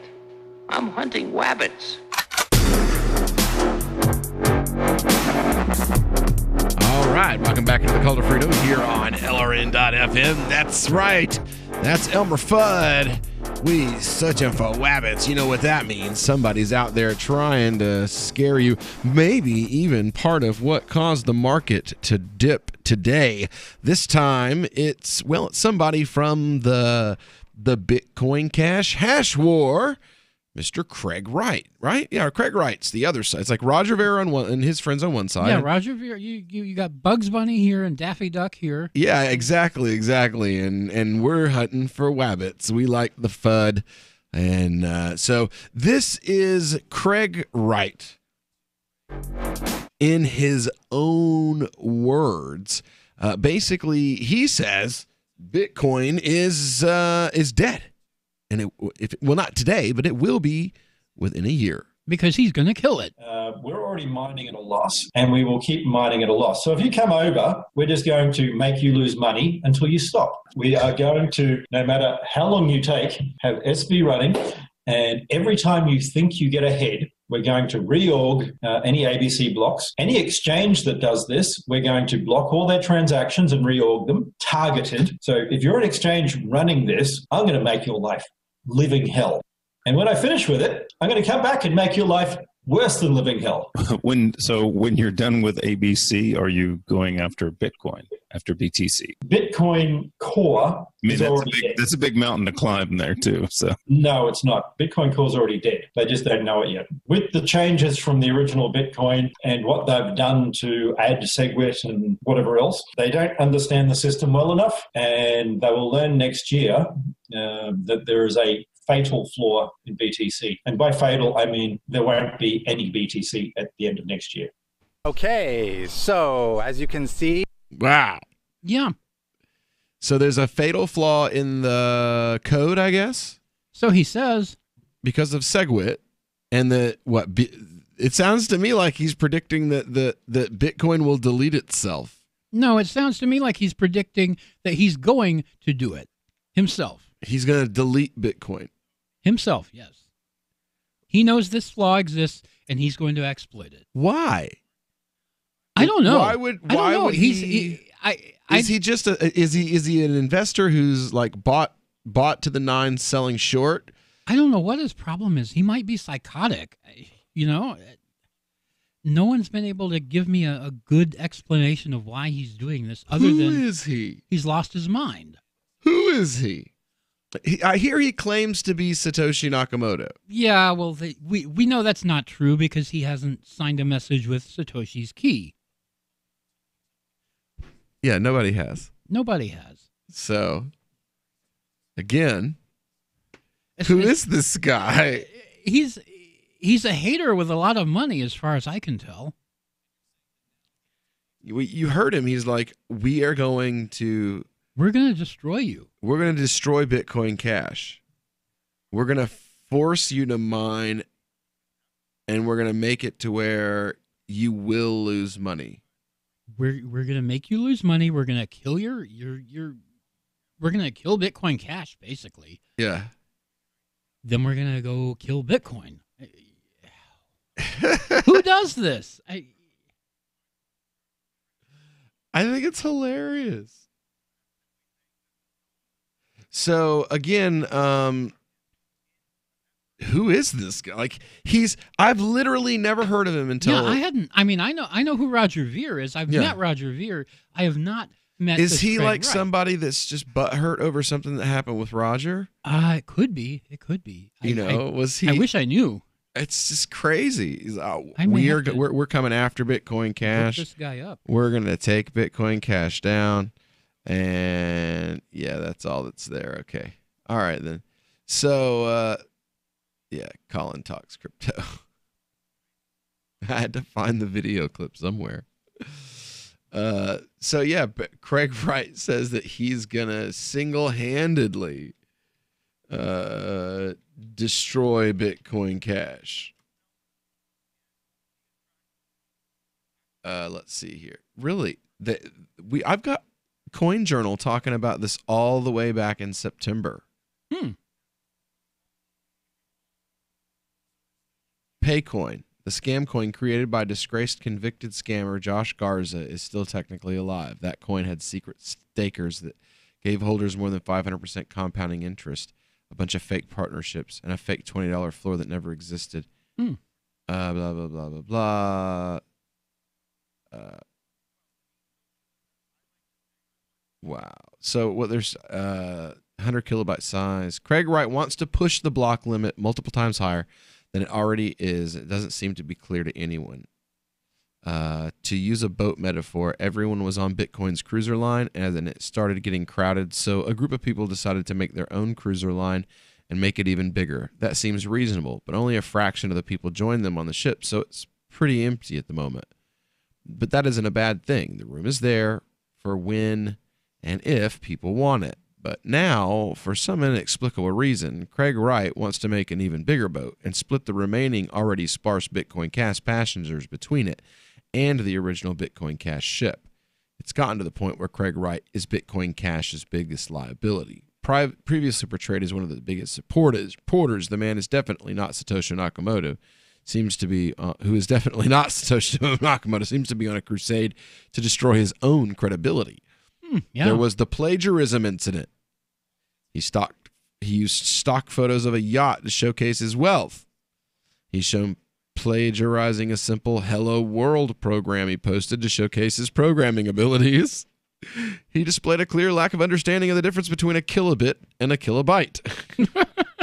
His company InChain has been issuing patents that have pissed off the entire cryptocurrency community. This has all led to him becoming public enemy number one among both Bitcoin and now many Bitcoin Cash supporters. Doesn't have many fans elsewhere. Vitalik Buterin, one of the creators of Ethereum, suggested that Bitcoin Cash go ahead with a fork in order simply to cut Craig Wright out of the community. One notable exception is Ryan X. Charles, best known for working with Reddit on a canceled cryptocurrency project. He's still supporting Craig Wright's claim that he's Satoshi. Craig also admits to being funded in part by Wright's InChain, but notes that he receives more money from Bitmain. Okay, nothing weird about that at all. The question, oh, good Lord. The question I keep hearing is, who asked for all this in the first place? No one besides Craig and a few hardcore supporters of his, it seems. They want 128 megabyte blocks at this time. No need for not yet anyway. The best argument for the fork I've heard was Vitalik's assertion that they use it to cut him out. The only question is how much the Bitcoin Cash community is going to follow him. The drama's gotten so heated that Jihan Wu, the CEO of Bitmain and likely the man responsible for the Bitcoin Cash staying afloat, has called Craig Wright a fake Satoshi and says that he may be a Blockstream spy. He said he's been taking pot shots at pro-Wright outlets like CoinGeek, calling their reporters fiction writers. Oh goodness! Oh, this is getting good. I am so glad that I am alive to see the great Bitcoin Cash hash wars of 2018 and 19. This is going to be great. All right, well, when we get back here on the Call to Freedom and our Crypto Hour, we're going to be continuing on with the last segment, talking about the great Craig Wright and the fact that I guess that he's lost his ever-loving mind and that he's trying evidently to single-handedly kill crypto. Yeah, right. Anyway, we'll be back right after this.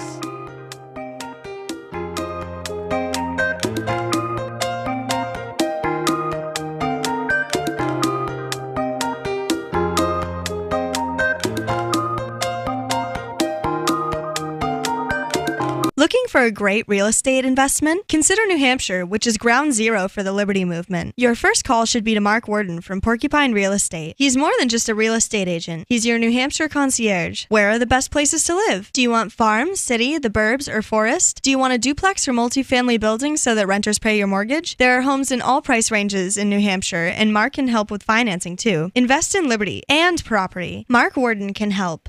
PorcupineRealEstate.com. Don't worry about things you can't control. Isn't that what they always say? But it's about impossible to avoid worrying about what's going on these days. The government has used the war on guns, the war on drugs, and the war on terrorism to tear our Bill of Rights to shreds. But you can fight back. The 10th Amendment Center has proven it, racking up major victories. For example, when the U.S. government claimed authority in the NDAA to have the military kidnap and detain Americans without trial, the nullifiers got a law passed in California, declaring the state's refusal to ever participate in any such thing. Their latest project is offnow.org, nullifying the National Security Agency. They've already gotten model legislation introduced in California, Arizona, Oklahoma, Missouri, and Kansas, meant to limit the power of the NSA to spy on Americans in those states. We'd be fools to wait around for the U.S. Congress or courts to roll back Big Brother. Our best chance is nullification and interposition on the state level. Go to offnow.org, print out that model legislation, and get to work nullifying the NSA. The hero Edward Snowden has risked everything to give us this chance.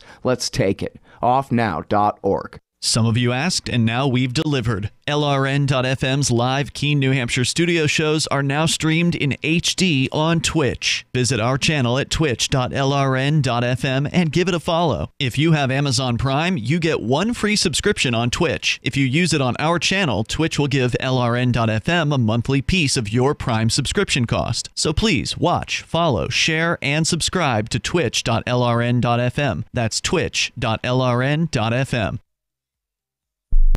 Are you tired of governments murdering people around the world? Stop using their money. There is an alternative. Bitcoin is a stateless, free market, non-political currency. Bitcoin cannot be inflated or controlled by any government. By using their money, you are helping the state. Stop doing it. You have an incredible alternative available now. Learn it, use it, spread it.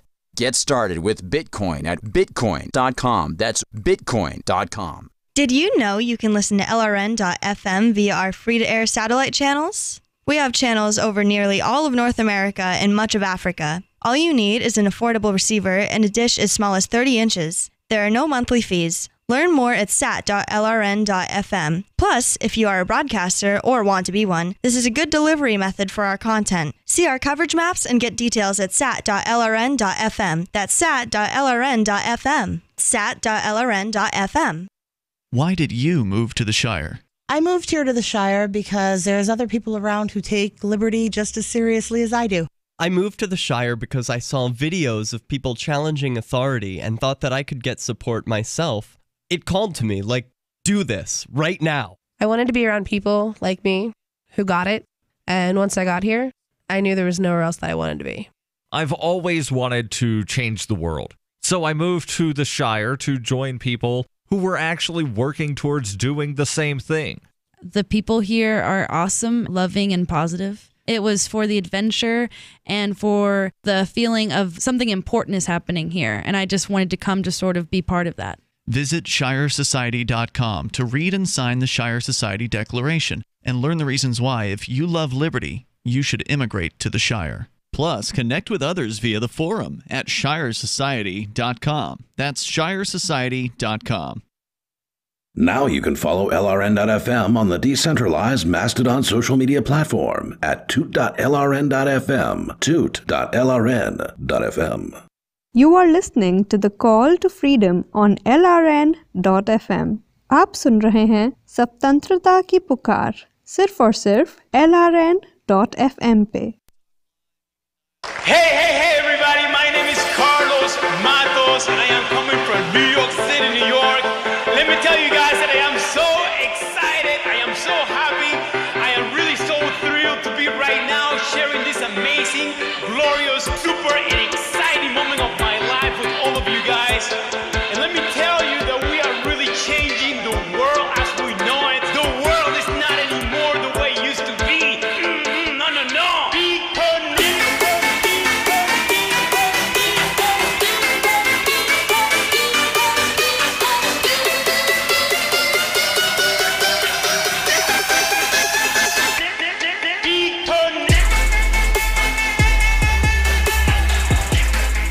All right, welcome back to the Call to Freedom here on LRN.FM. It's our crypto hour here and brought to you by the Motion Project over at motionproject.org. We've been talking about the crazy Craig Wright and his, he's claimed to be Satoshi, and he's claimed this week that he will single-handedly destroy Bitcoin Cash and Bitcoin as well. That he will destroy Bitcoin Cash and that Bitcoin programmed something, a ticking time bomb into their programming with SegWit, and I guess Bitcoin will disappear at the end of 2019. If he's not telling the Bitcoin core developers what the fatal flaw is, then he's holding that back so that he can use it himself. There's no other reason to do it. Well, I just don't believe him. It's the thing, He's being sued over 1 million Bitcoins, so maybe he wants to make them worthless before that lawsuit ends. Oh, so like that's his master plan is I'll destroy Bitcoin so that when I give up the Bitcoin, it won't be worth any money, so it won't matter to me. Right. Okay. Okay, sounds legit. Anyway, let's see here. Craig Wright says he has more hashing power than Bitmain. That's Maybe a pretty big claim. That his team will bankrupt Bitmain by orphaning their blocks if they don't go along with him. He also accused Jihan Wu of paying the Bitcoin ABC team under the table using Monero. Said that he wants, quote, well, we can't say it on the air, but manure coins, so to speak. For his part, Ver has remained fairly silent about the issue, the only possible exception being a tweet from Friday stating that, quote, patents are an illegitimate government-granted monopoly, seemingly not necessarily a shot at InChain's recent patent grab. Bitcoin ABCs, the Bitcoin Cash client favored by Bitmain and Wu, as well as the most popular Medium account laid out by the argument on why you shouldn't just, quote, symbolically change a number, that there are other technical hurdles that need to be overcome first. It seemed like a logical argument, but to me, that seems almost beside the point. The real question people should be asking is, why would anybody want to do this now? Bitcoin Cash has a problem with centralization as it is. I don't mean that in a trollish or philosophical kind of way. It just lacks the number of nodes that Bitcoin has, and its hashing power seems centralized in relatively few places. In truth, it isn't close to the most centralized cryptocurrency out there. It's just that if it wants to replace Bitcoin as the world's preeminent cryptocurrency, it has some serious work to do. But if they split again, both sides will become more centralized, more susceptible to 51% attacks, and less attractive to anyone wanting to use Bitcoin Cash as a store of value, speculative investment, or as a means of spending. Why do it then? Especially when it factually isn't needed at this time. Why would someone look around a nearly empty boat and go, I know, I got it. The problem is that the boat's it's that the boat's not big enough. We need a bigger boat. Everybody, come with me. Let's go to a bigger boat. Okay. This planet's not big enough for the two of us. Yeah, exactly. So there has to be a reason other than block size, and I mean maybe penis size, that Craig Wright is moving in this direction, because it sounds like a pissing contest to me. Wormhole, the off-chain smart contract system that burns Bitcoin Cash in exchange for its internal token, is being created by Bitmain. Wright sees this as Bitcoin Cash's version of the Lightning Network, which has one of the main motives of the original split between Bitcoin and Bitcoin Cash. It's certainly one reason why he wants his own ship. But isn't that last part really the key? He simply wants his own ship, one with massive blocks and no off-chain solutions, one where he is in charge and it's his vision, which is a problem. When you only have 3 leaders and 2 of them disagree, you split and you split again. Yep. Bitcoin governance can be sort of rudderless. Vlad isn't the most active of leaders, and so things progress slowly. The flip side is that we have a ton of quasi-leaders, and none of them have enough pull to create their own split. One of the few that did was Ver, and he did it with Bitcoin Cash. But with him and his supporters gone, another split of the Bitcoin chain seems very unlikely anytime soon. There isn't one company or one personality strong enough to pull enough miners and users and merchants to it. Both Bitcoin Cash, there are only a handful of leaders. If they start cutting up a continually shrinking pie, they'll all get a slice, but it might not be much more than a morsel. If the Bitcoin Cash community wants to be a viable threat to Bitcoin, then That ship sailed. I'm sorry. It's some things, like, you say them out loud and you just You like what? You can't wrote help this? but laugh at the ridiculousness of the idea. Like, yes, if Bitcoin gets taken down, it'll totally be Bitcoin Cash. It totally won't. It totally will not be Bitcoin Cash. It will be a different product. It will not be Bitcoin. It will be a different cryptocurrency that's better in every way. It will be what Verge promised to be and never became. It will be what Zencash says that it's going to be. Like that kind of thing is going to be what it is. Better privacy, faster transactions. That's the future. And that's not Bitcoin Cash. Yeah. Bitcoin Cash is not the future. Bitcoin Cash is a we can't copy get to the of the future original. until we go through the present. So. Yeah. Bitcoin Cash to me is like Litecoin. Pretty much. It's a copy of the original, but a little faster and not as popular. And that's it. You think you can become big, like I get it at the beginning. Like there was this whole like, we're going to outmine you. And look, man, you staged a coup. It didn't work. Enjoy your spot in like. Be glad you're still alive. For real, yo. Be glad that your coins are worth more than a penny. Get real. Let's be real here. Roger, you should be happy your coins are worth more than 1 cent, bro. You too, Craig. Be glad they're worth more than a penny. And if you want to throw a pissy fit like you're a 4-year-old because your team didn't win, and you know what? That's not Roger. I'm glad that's not Roger. Roger did something completely different. He did the we're the real Bitcoin. No, you're not. The real Bitcoin is Bitcoin. You're Bitcoin Cash. If you were Bitcoin, you'd be called Bitcoin. Well, yeah. I'm sorry. Other Bitcoin's not the real Bitcoin. Yes, but it's still Bitcoin. And you're Bitcoin Cash. Well, it doesn't matter who's the real Bitcoin. You're Bitcoin Cash. He's Bitcoin. He gets to be bigger. It's just the way it works. And that to me, having that argument over and over and again is better than what Craig Wright is doing, where he's like, well, if I can't have my way, I'll just take my ball and blow the whole damn court up. Because that's basically what he's doing. He's like, I'm not just going to take my ball and go home. I'm blowing up the basketball court. Yeah. I'm tearing down every other basketball I can find. Yeah, exactly. Like I'm blowing up the neighborhood.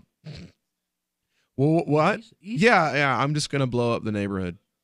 I'm going to destroy basketball. I'm not going to blow up the basketball court. Yeah. I'm going to end the sport of basketball because I'm just that good. Yeah, I'm sorry, bro. Yeah, because I'm just that petty.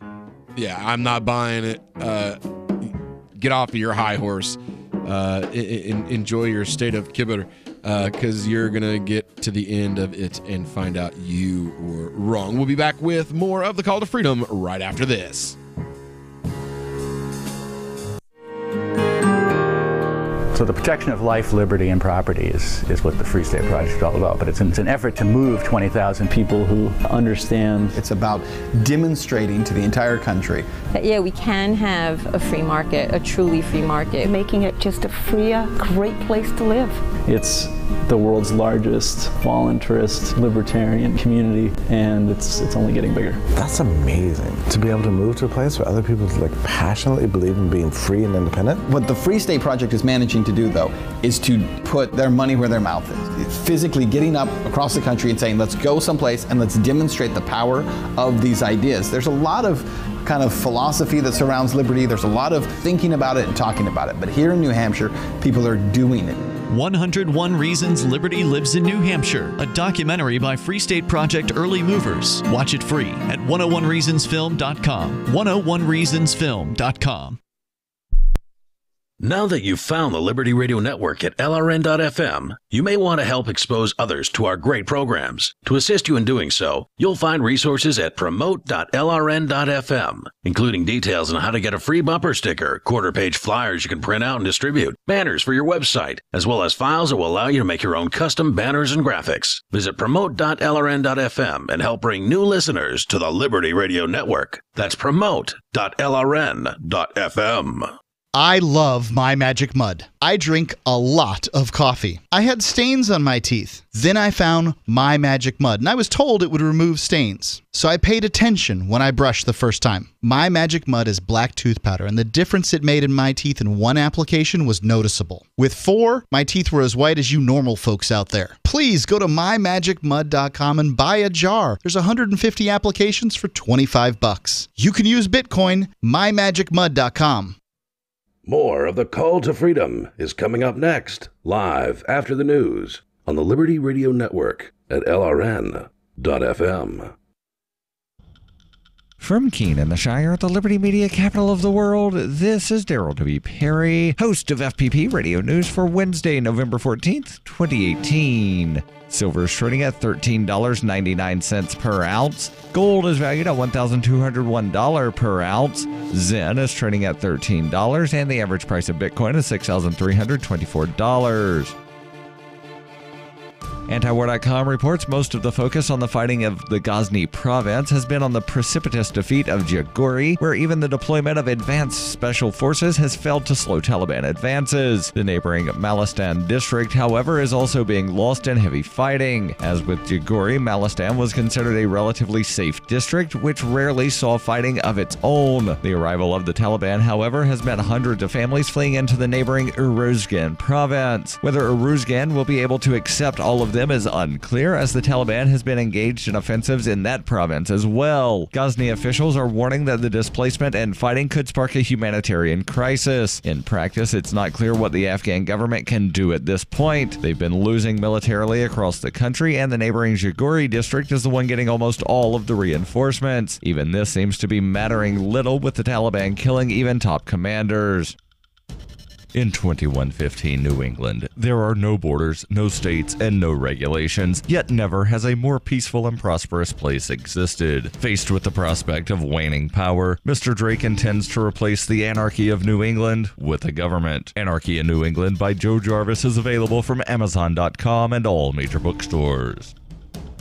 UPI reports Representative Bruce Poliquin of Maine filed a federal lawsuit Tuesday to try to block ranked choice ballots in his race against his Democratic opponent, Jared Golden. The suit, filed against the Maine Secretary of State, Matthew Dunlap, names Poliquin and 3 registered voters in Maine's 2nd Congressional District as plaintiffs. They are seeking to stop state election officials from conducting the nation's first ranked choice voting tabulation in a federal race. Plaintiffs argue in the suit that Maine's act to establish ranked choice voting, where voters rank candidates in order of preference, is costly and confusing and raises constitutional challenges, saying it sets a plurality vote as the qualification for election to Congress. Voters approved the act at the ballot 2 years ago. It allows voters to spread their votes across candidates by ranking them in order of preference in primary and federal elections. Poliquin got the most first-choice votes in the midterm election last week, but he failed to get more than 50%, pushing the tabulation to voters' second choices in a ranked choice runoff expected to happen Wednesday, with voting rounds to determine the winner. Plaintiffs are asking Dunlap staff to stop processing ballots for the runoff, but as of late Tuesday morning, ballot processing was continuing and would not stop unless a court ordered it to do so. Attorneys for Golden also filed a motion on Tuesday saying that the suit, filed after the polls closed on November 6, sought to invalidate the will of 270,000 Maine voters who cast their ballots with the understanding that RCV system was the law of the land. In May 2017, the Maine Supreme Judicial Court issued an opinion that found that parts of the new voting system for state legislature and governor were unconstitutional, but noted that the state's constitution did not govern primary or federal elections.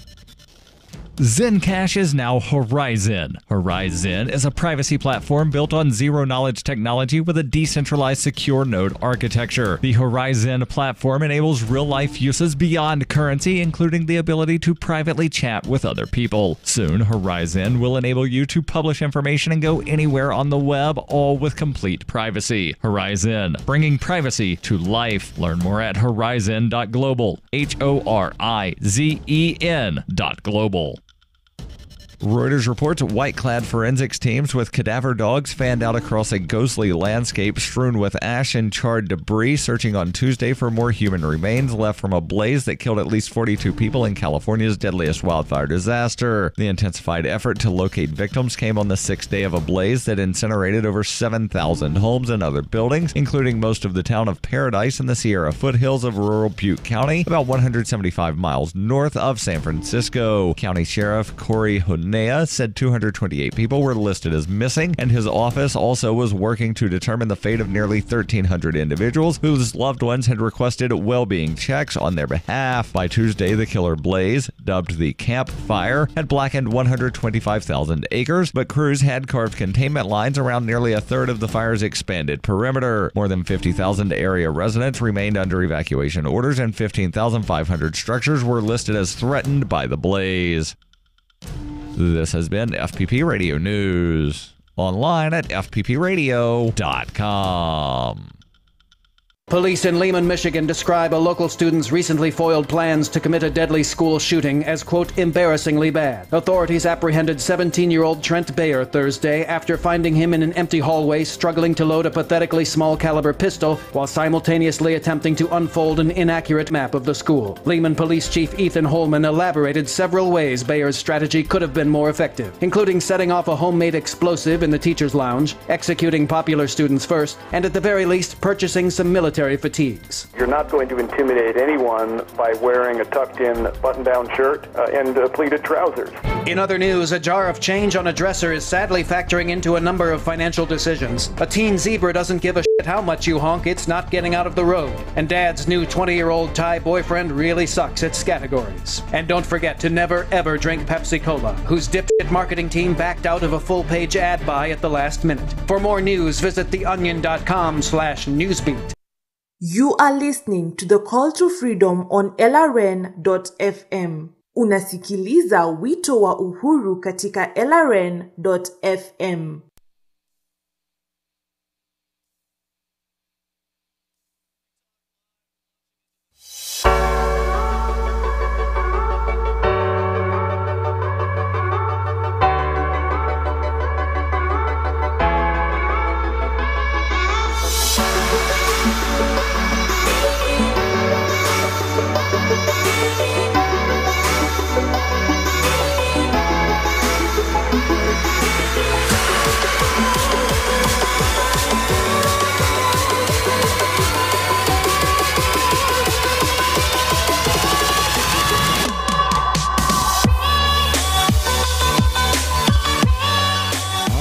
Welcome back here to the third hour of tonight's Call to Freedom broadcast here on LRN.FM. We're broadcasting live from the Horizon.global studios. I'm joined in the studio tonight by Michael Gordon, right? Hampton, not Gordon. Hampton. Michael Hampton from CryptoTip at cryptotip.org.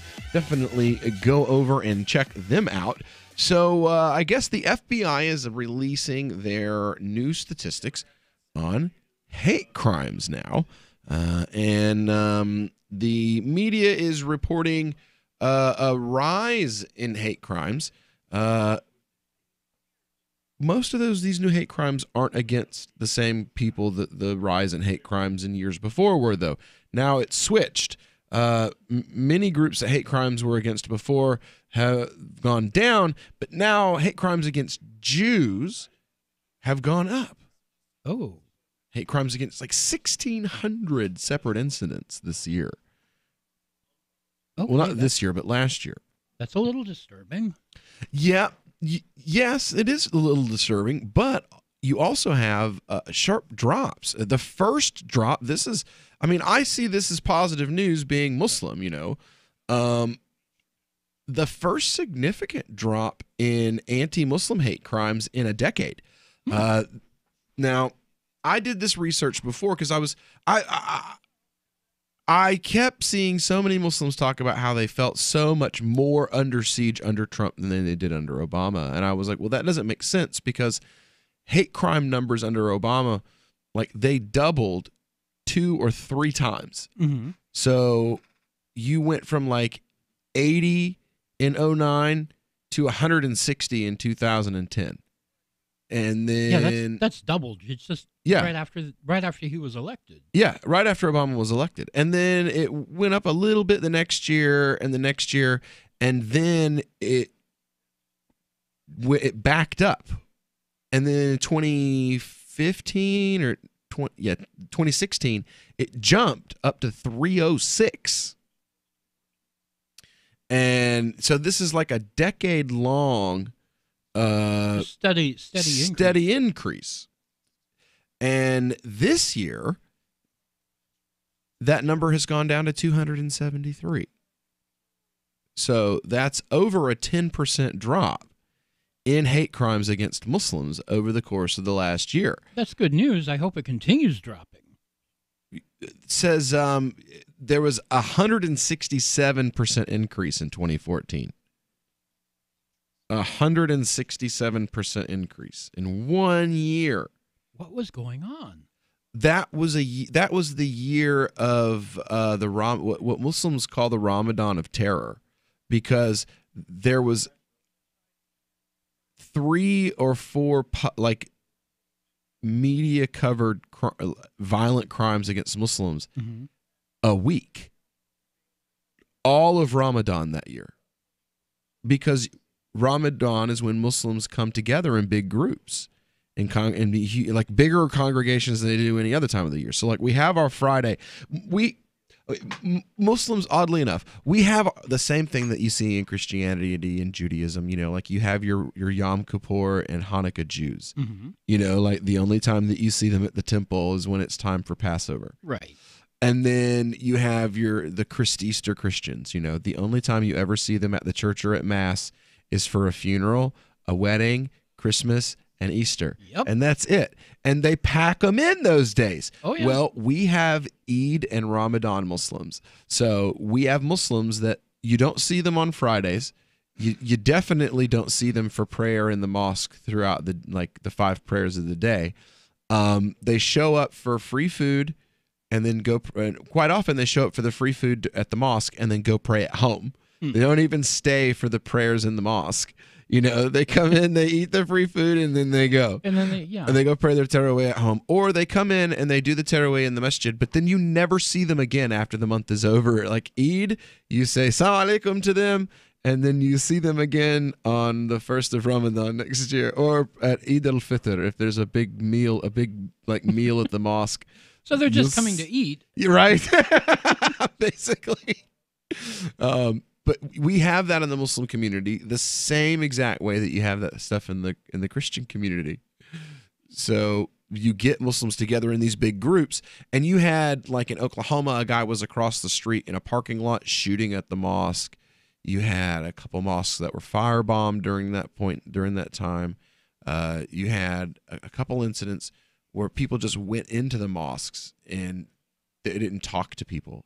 They just walked in, they looked menacing, they looked really out of place, and whenever someone came to them to approach them, they walked out. And that's really off-putting when there's hate crimes happening everywhere. So people call the police. The mosque that I was at, you had brothers that were carrying pistols, like concealed, and they were asked not to do that. The community didn't want to be armed because they were afraid that the police and the FBI would look at them as possible extremists if they armed themselves to defend themselves from possible crimes during this rash of hate crimes.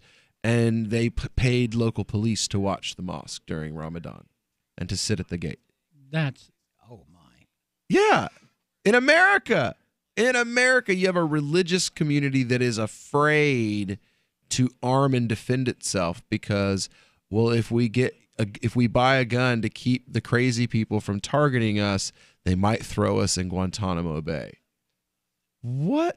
Where have we gone wrong? For real, where have we gone as a country? This is real. I mean, this isn't like I'm just sitting here, chit-chatting. Like I live in these communities. I know these people. I couldn't tell you how many times we've tried to do some kind of an outreach event or something like that. And we're talking college kids, not high school kids, college kids. And their parents are like, I don't want them going. I don't want them going. I'm afraid for what might happen. They don't want them to do anything positive, negative, militant, non-militant. Like, parents don't want Muslim children doing anything. Because anything you do might put you on the radar, and if you're on the radar, you could get the whole family deported. And like, that's how they think now. Like, people are like, well, where are the Muslims? They're terrified to talk out loud because they're afraid the government will throw the whole family in Guantanamo Bay.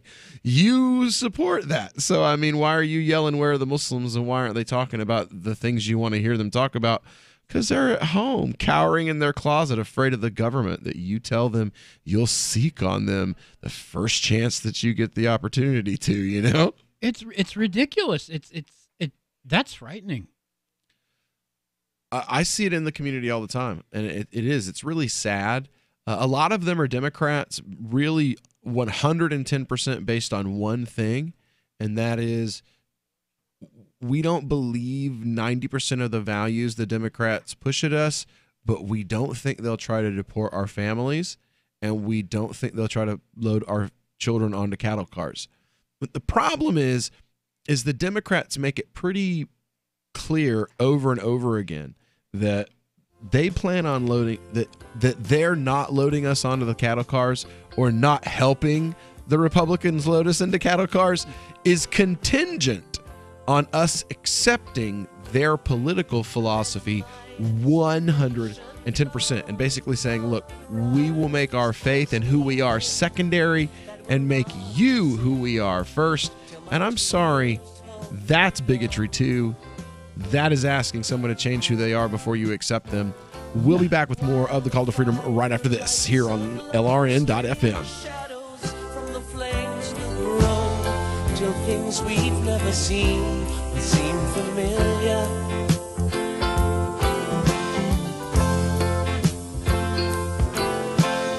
So you've signed the Shire Society Declaration and are planning your move to New Hampshire to be around more liberty-oriented people. Next, sign up for the Shire Society Forum at forum.shiresociety.com. There are a bunch of people there who are already in the Shire, and they want to meet you. If you're already in the Shire physically, you should also come by the forums. Remember, not everyone uses Facebook. New people are signing up for the Shire Society Forum every month, so drop in and say hello at forum.shiresociety.com.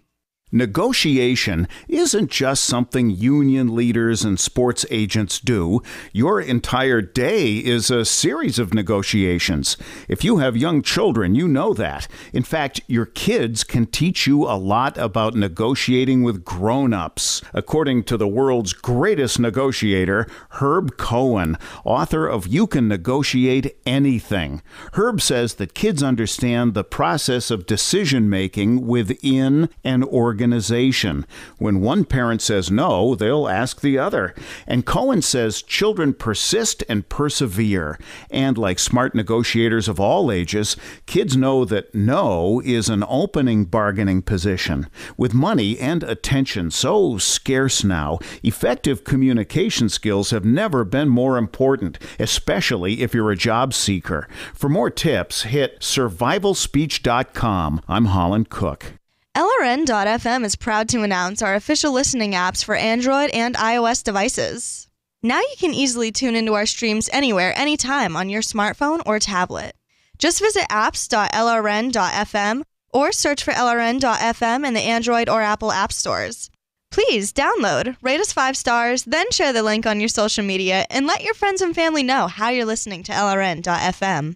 Download it now, free at apps.lrn.fm. The new 4th edition of Healing Our World, The Compassion of Libertarianism, will take your understanding of liberty to a deeper level and has over 1,300 updated references, new cartoons, and a foreword by Dr. Ron Paul. With discounts for multiple book purchases, the 4th edition of Healing Our World is a great gift for the liberals, pragmatists, environmentalists, and Christians in your life who think libertarianism is cold-hearted. Get yours today at healing.freetalklive.com and use promo code FTL for a $5 discount. There are lots of ways ways to listen to Free Talk Live. Our podcast has been around since podcasts began, and now the FTL feed is loaded with content besides our full show archives. Did you know that we make it easy for you to customize your podcast subscriptions? We have different feeds, one that includes only our full shows, one with just the Daily Digest, and one with just the Edgington Post. You decide what you listen to. It's quick and easy to customize your feeds at feeds.freetalklive.com. That's feeds.freetalklive.com. Catch the Call to Freedom at its new time, weekdays from 4 to 7 p.m. The Call to Freedom is the only live drive-home call-in show in the U.S. with a segment devoted to cryptocurrencies. Crypto Hour, brought to you by Helium.com, live from Vertcoin Studios in New Hampshire. Learn about what makes cryptocurrencies so great and why you should care about them. Updates on new coins and ICOs, and warnings of scams. Plus, hear from traders, whales, developers, and big names in the crypto world. You can also win crypto coins or tokens every episode. Just listen for the faucet sound and be the 5th caller to get free Dash, Litecoin, Vertcoin, Verge, or other cryptocurrencies. The Call to Freedom with Will and Aria, featuring Crypto Hour. Broadcast internationally through our BitPlus network satellite. Weekdays from 4 to 7 p.m. on LRN FM. This is the Liberty Radio Network, broadcasting the latest liberty-oriented audio content 24 hours a day at LRN.FM. You are listening to the Call to Freedom live on LRN.FM. تستمعون إلى نداء للحرية مباشرة على LRN.FM.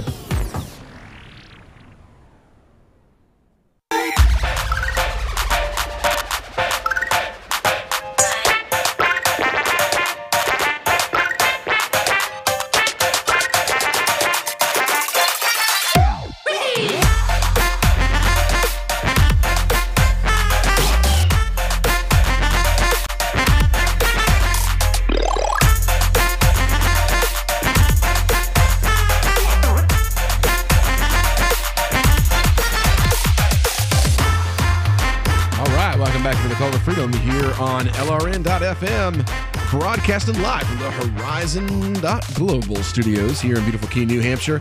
We are joined in the studio today by Michael Hampton from CryptoTip over at cryptotip.org. Head on over there and check them out. We've been talking about the FBI's new statistics coming out today. And, you know, a lot of this the sky is falling kind of stuff is really... The narrative is that right now Muslims are under threat more than they've ever been in history. And you know what? Years ago, I said, like way back in 2014, the best thing about the possibility of a Republican winning the presidency in 2016 is that if that happened, these hate crimes against Muslims would slow down.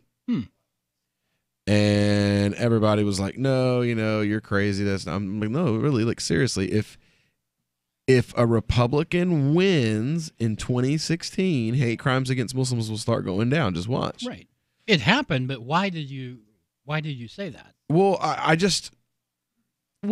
because, you know, it wasn't there until Obama got in office. And I saw the anti-Muslim, business, the industry that exists, like a multi-billion-dollar industry now. It didn't exist until 2007, really. Mm-hmm. All these different like Act for America and Stop the Islamization of America, all these different organizations didn't exist until 2007. They were all set up in the year 2007, and none of them really.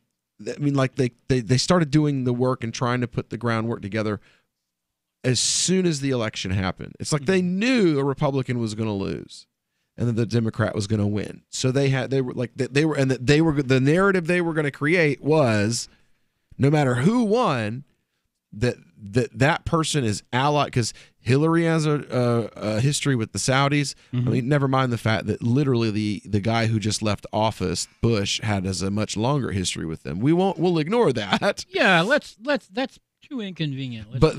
You know, they're gonna make Muslims the wedge issue. We're gonna make abortion is dead. It's a dead issue, but reigniting the crusades on a cultural level. Oh, yeah. Now that's an untapped resource.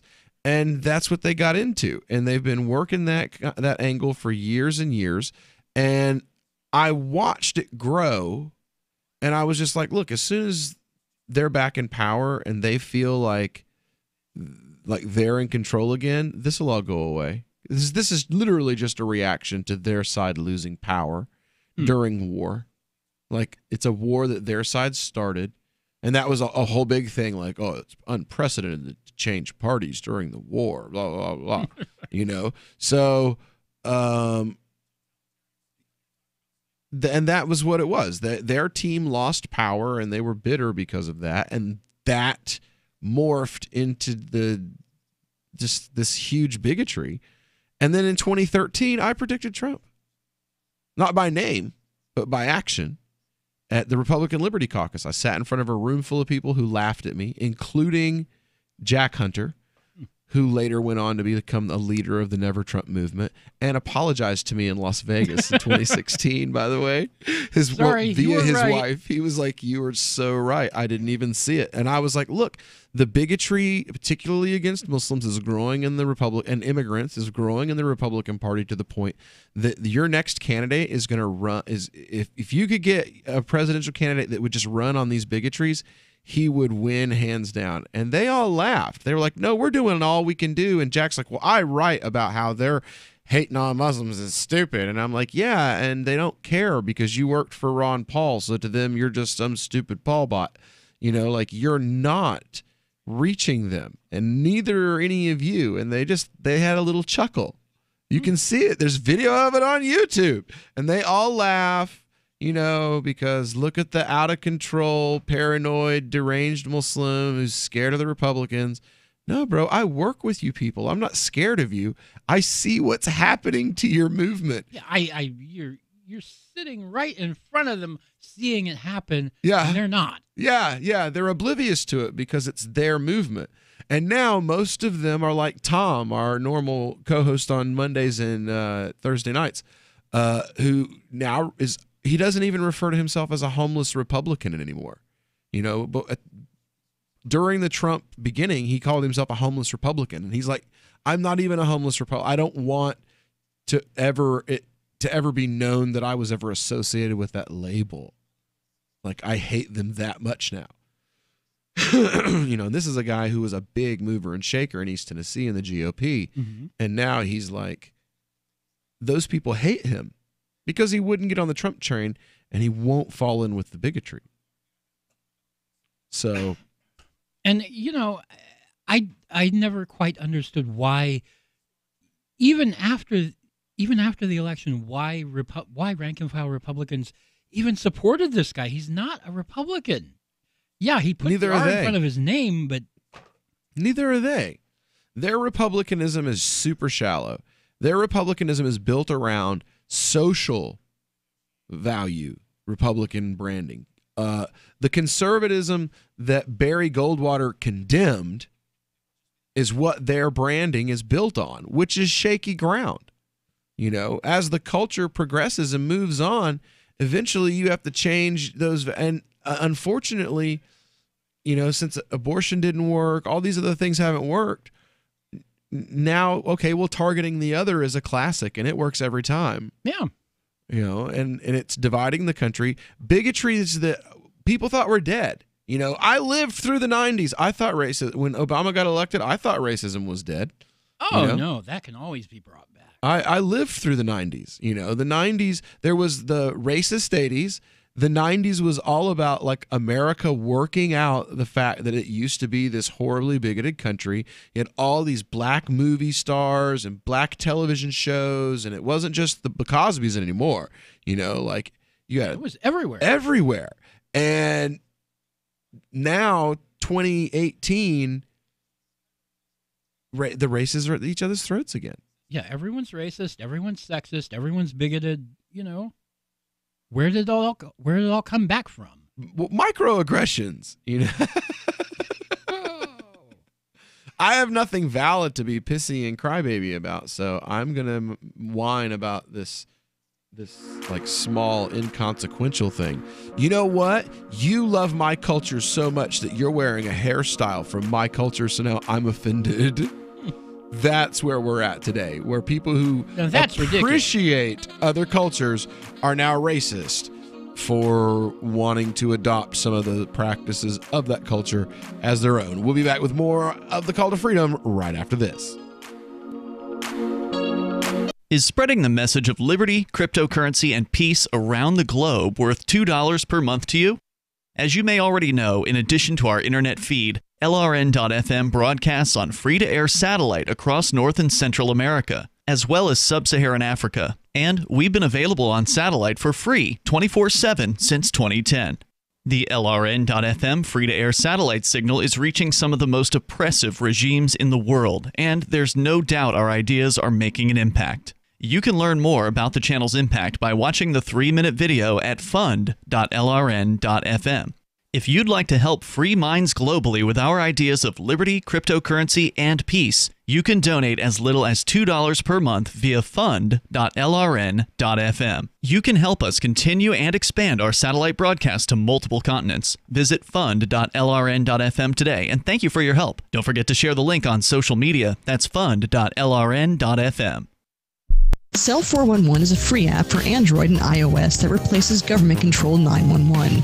Cell 411 allows you to preset a group of friends or private organizations to show up at any emergency. Cell 411 is a nightmare for the state because it proves their so-called services aren't needed. Cell 411 has had thousands of installs, and of course it's covered by the BIPCOT no government license. Cell 411 because your friends won't shoot you when you're in trouble. Without the government, who would build the emergency services? You and Cell 411. Get it today at getcell411.com. Hi, I'm Derek J. To me, an activist's calling is to actively work to advance a cause. The cause for which I work is personal freedom. I believe my life is best when I engage in voluntary interactions and self-government. I reject the idea that anyone else has a higher claim to my life or my body than I do. I see people who call themselves the government as a threat to my personal freedom. I realize you may feel differently, but my relationship with the people who call themselves the government is completely involuntary. If Starbucks used some of its money to drop bombs, I wouldn't shop there. So why would I support the American empire? The empire does not require my consent. Derek J's Victimless Crime Spree. Watch it for free and order the Director's Cut DVD at victimlesscrimespree.com. That's victimlesscrimespree.com.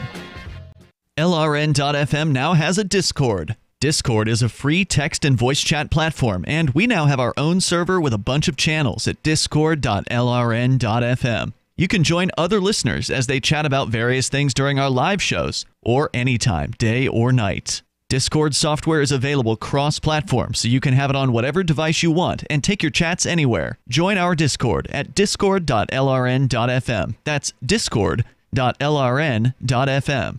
On Free Talk Live, we're bringing people to the ideas of liberty every day. From wrestling superstars like Glenn Jacobs. You guys really are having an impact, I believe. Like I said, a lot of where I am now is due to listening to Free Talk Live. You changed my mind on some very important issues years ago. To random people tuning in on the radio. I was kind of stuck in the left-right paradigm. I heard your show by chance on a Saturday night. From there, I went on, joined the Free State Project, and become an amplifier. So, I mean, that's really the reason why I amp is because I know that if it wasn't for you guys being on as many stations as you are, I never would have found the ideas of liberty. Your amp will directly change more lives by getting Free Talk Live in front of people looking for talk radio online and on the air. When you amp Free Talk Live, you get perks like access to the AMP-only Facebook group and AMP podcast. Visit amp.freetalklive.com. You can sign up to receive the latest about the Liberty Radio Network via our email updates at updates.lrn.fm. That's updates.lrn.fm. This is Angel Clark, and you're listening to The Call to Freedom on LRN.FM.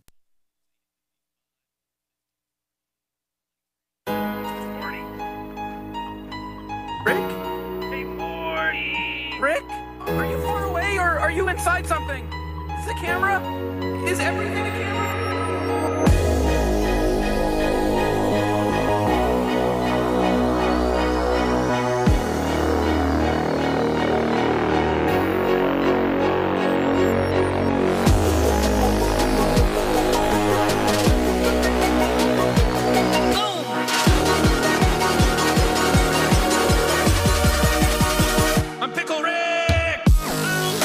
All right, welcome back here to the Cult of Freedom here on LRN.FM, broadcasting live from the Horizon.global studios. We are coming to you live from Keene, New Hampshire. It's a cold, depressing, wet mud puddle outside. I wish it would just snow. I hear it's going to snow this week, and I was like, really? Snow before Thanksgiving? Yep. It's coming. Wow. I have never experienced that. I've experienced snow around Christmas, both in Tennessee, because we had a snow around December the 10th before we moved up here, and then in Indiana, because we used to go to Indiana for Christmas all the time.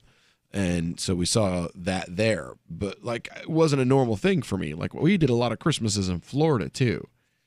So, a lot of outside and in a T-shirt and a pair of pants or a T-shirt and shorts. Yeah, because it's 50, 60 degrees. Sometimes hotter than that. Sometimes we went to Daytona Beach on Christmas or New Year's. Oh, yeah. So Ian knows what I'm talking about. Doing Christmas or New Year's on the beach? No? In Sarasota? Y'all never did that? Oh. Huh. We used to do that. We used to do it. It was fun.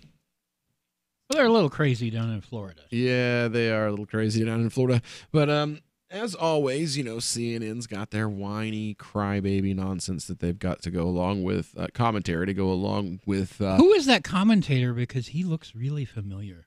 I don't know. We're going to find out in just a minute, though. So you've heard our opinion on what's going on because, we read you the numbers. We talked about the raw numbers. Hate crimes against Muslims have gone down from 307 last year to 273 this year. The only real increase in hate crimes have been there have been an increase in hate crimes against transgender people, of course, because of all the media, and an increase in crimes against Jews, 1,600 attacks against Jews. That is scary and strange. And what's going on? Well, let's. I think this guy's from J Street. Christian, at one time, you had beliefs similar to those held by the man who attacked Pittsburgh's Tree of Life congregation.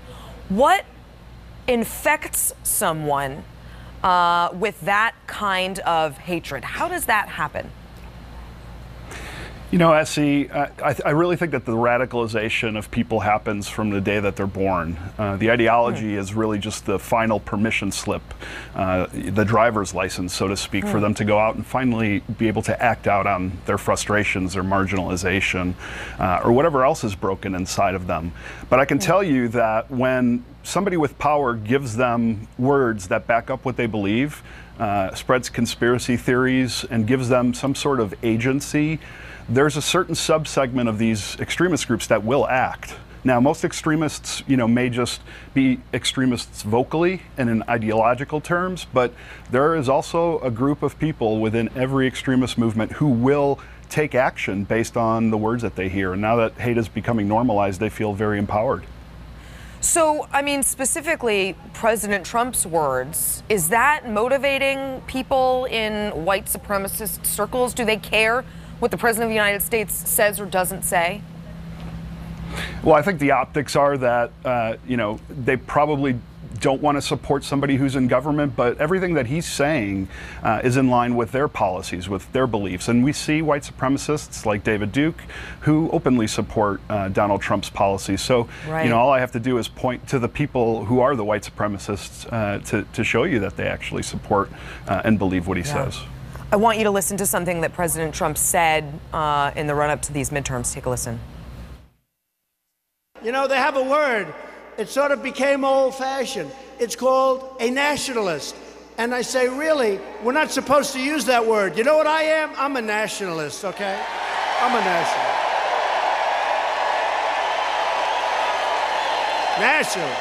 Nothing. Use that word. Use that word. What did you think when you heard that?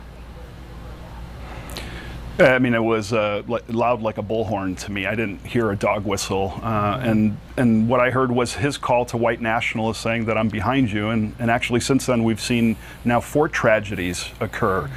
We've had the pipe bombings. Really? Because what I heard was the fact that Republicans, by and large, are nationalists. Well, And- yeah, that's and- what they've been trying to attract for the last few decades. And he was like, hey, I'm one of you, and used their word. And you went, oh, well, what he really means is Nazi. No, what he really means is nationalist, because, nationalism is still an ideology that is very strong in the United States. Republicans are known for being staunch nationalists. Yes. I mean, come on, I didn't hear a dog whistle. I heard a bullhorn. Yeah, you heard what you felt like hearing. We've had the tragedy in Pittsburgh at the synagogue. In Louisville, or in Kentucky, we saw 2 African Americans killed. Okay, so the synagogue in Kentucky, let's take a look at that. He hated Trump. He said so. His social media was filled with how Trump was a sold-out Zionist Jewish globalist. Okay. So it's Trump's fault that he shot those people. Well, of course. Wait. How? Wait, if he's a Zionist globalist, how can he be a nationalist? This isn't adding up. Well, the crazy whacked out guy who shot up the Jewish synagogue said he's a globalist and bought out by the Jews. Right. Somehow that translates to Trump doing the opposite, according to CNN. So I love CNN. They're so much fun. They are. It's like watching comedy. Killed by a white supremacist, and there are reports today that the shooting in Florida was actually committed by somebody who was far right leaning with white supremacist ideals, who was part of the involuntary celibate movement. So this is going to continue, and people need to be held accountable for their words. The involuntary celibate is a movement now? Incel movement, yeah. But the guy who had the thing that happened in Florida, that guy was pro-gun control. He said so. He was very out and open in his Facebook posting about the fact that he was supportive of gun control, and basically he was going to go murder 12 people so that gun control laws would get passed. Yeah. No, I didn't hear about this on MSNBC. Or on CNN. Or on CNN. But what you do hear is, what we think, we speculate is that, because he has white skin, obviously he's a white supremacist. Well, obviously. Everyone that's white is a white supremacist. If Trump wins again in 2018, this is going to be why. This right here. This it's the same thing that was going on with Obama in the 2012 election. In 2012, to the Tea Party, everyone's a jihadist. Everyone was a jihadist. The whole world. Huma Abedin, the assistant to Hillary Clinton, was a jihadist. Grover Norquist, okay? Grover Norquist is a secret stealth jihadist. He wants to destroy American values by campaigning against taxes and forcing us to sign a pledge that we won't raise taxes when they totally did. Of course they did. So anyway, when we get back, it will be time for everybody's favorite segment. It'll be time for our cannabis news segment. Blamenauer says we've got good news coming from Congress on legalization. We'll talk about it when we get back. Don't bogart that joint, my friend. Pass it over to me. We've all heard about blockchain assets like Dogecoin, Ether, and Ripple. Bitcoin isn't the only player in the blockchain game any longer. And for those of us wondering how to get our hands on these digital assets, finally, there's a solution. Shapeshift.io allows you to buy and sell between your digital assets and Bitcoin instantly between your own digital wallets. I've used it with ease. Shapeshift.io. There's no account or email address needed. You send them the crypto you want to sell, they send back the crypto you want to buy. It's that easy. Shapeshift.io. The Free State Project has reached its goal of 20,000 liberty lovers who've pledged to move to New Hampshire and get active to achieve liberty in our lifetime. Perhaps you're trying to figure out what part of New Hampshire should be your destination. If so, consider Keene. You'll find more than 150 reasons to move to Keene at move.freekeene.com. Keene is famous for its historic, publicity-generating activism, as well as being the liberty media capital of the world. It's home to freekeene.com, New Hampshire's destination for liberty activism, news, and opinion. For years, we've been compiling over 150 reasons to move to Keene at move.freekeene.com, where you'll learn about some of what's happening here and what makes Keene a great place to live. If you love liberty, you'll probably enjoy anywhere you end up in the Shire. But do your due diligence first. Please visit move.freekeene.com for the full list of over 150 reasons to move to Keene. That's move.freekeene.com. The LRN.FM social media channels have been revamped. We've eliminated Facebook and focused on other platforms like Twitter and Mastodon, the decentralized alternative to Twitter. On our accounts, you'll find posts from multiple LRN.FM show hosts together in one place. Follow us on Twitter at twitter.lrn.fm, or better yet, move to the decentralized Mastodon social media platform at toot.lrn.fm, toot.lrn.fm. I think you'll like it. When you hear the word lobbyist, you probably think about greedy corporations, but not all lobbyists are the same. Some are fighting for the freedoms you hold dear. Liberty Lobby LLC is doing just that in New Hampshire, working hard to represent you, not some special interest group. You can help by going to libertylobby.info, where your contribution will give us the tools we need to ensure that your voice is heard. Visit libertylobby.info today to find out more. Imagine someone in your community getting in their car, turning on the radio, and hearing the Liberty Radio Network. You can make that vision a reality with your own micro radio station. Visit broadcast.lrn.fm to learn how you can put our programs on the air in your area. You can have LRN.FM running around the clock, and you can even add in your own local shows. Building a radio station is simple, but programming isn't. That's where LRN.FM comes in. Learn more at broadcast.lrn.fm. That's broadcast.lrn.fm. This is Michael Dean from the Freedom Fiends. I've run websites since 1996 and have used over a dozen web hosts in that time. AgristHosting.com is the only one that hasn't broken my heart. Agrist Hosting's uptime and service is stellar, and their DDoS mitigation is the best I've seen. That's important because if you tell the truth in this world, you'll ruffle feathers. And some people will try dirty tricks to silence your voice. No matter what the haters hit us with, Agrist Hosting keeps our websites online. If you have a mission-critical commercial presence or a world-changing activism site, you cannot tolerate any skullduggery. So go with agristhosting.com. Have a WordPress or blog site, but you're not satisfied with performance or uptime? Or just want raw hosting? Want to pay with Bitcoin? Agrist Hosting specializes in high-performance hosting with personalized service. Go to agristhosting.com and click on the button that says Get Hosted. That's agristhosting.com.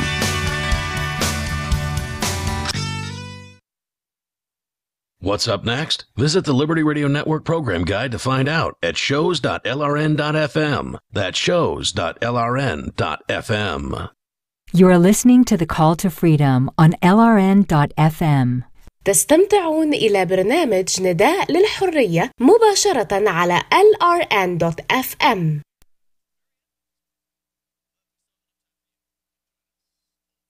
Marijuana, okay. Marijuana has a very distinct smell, okay. I'm going to pass around just a little tiny bit, and I want you all to take a smell so you know when someone is smoking marijuana near you.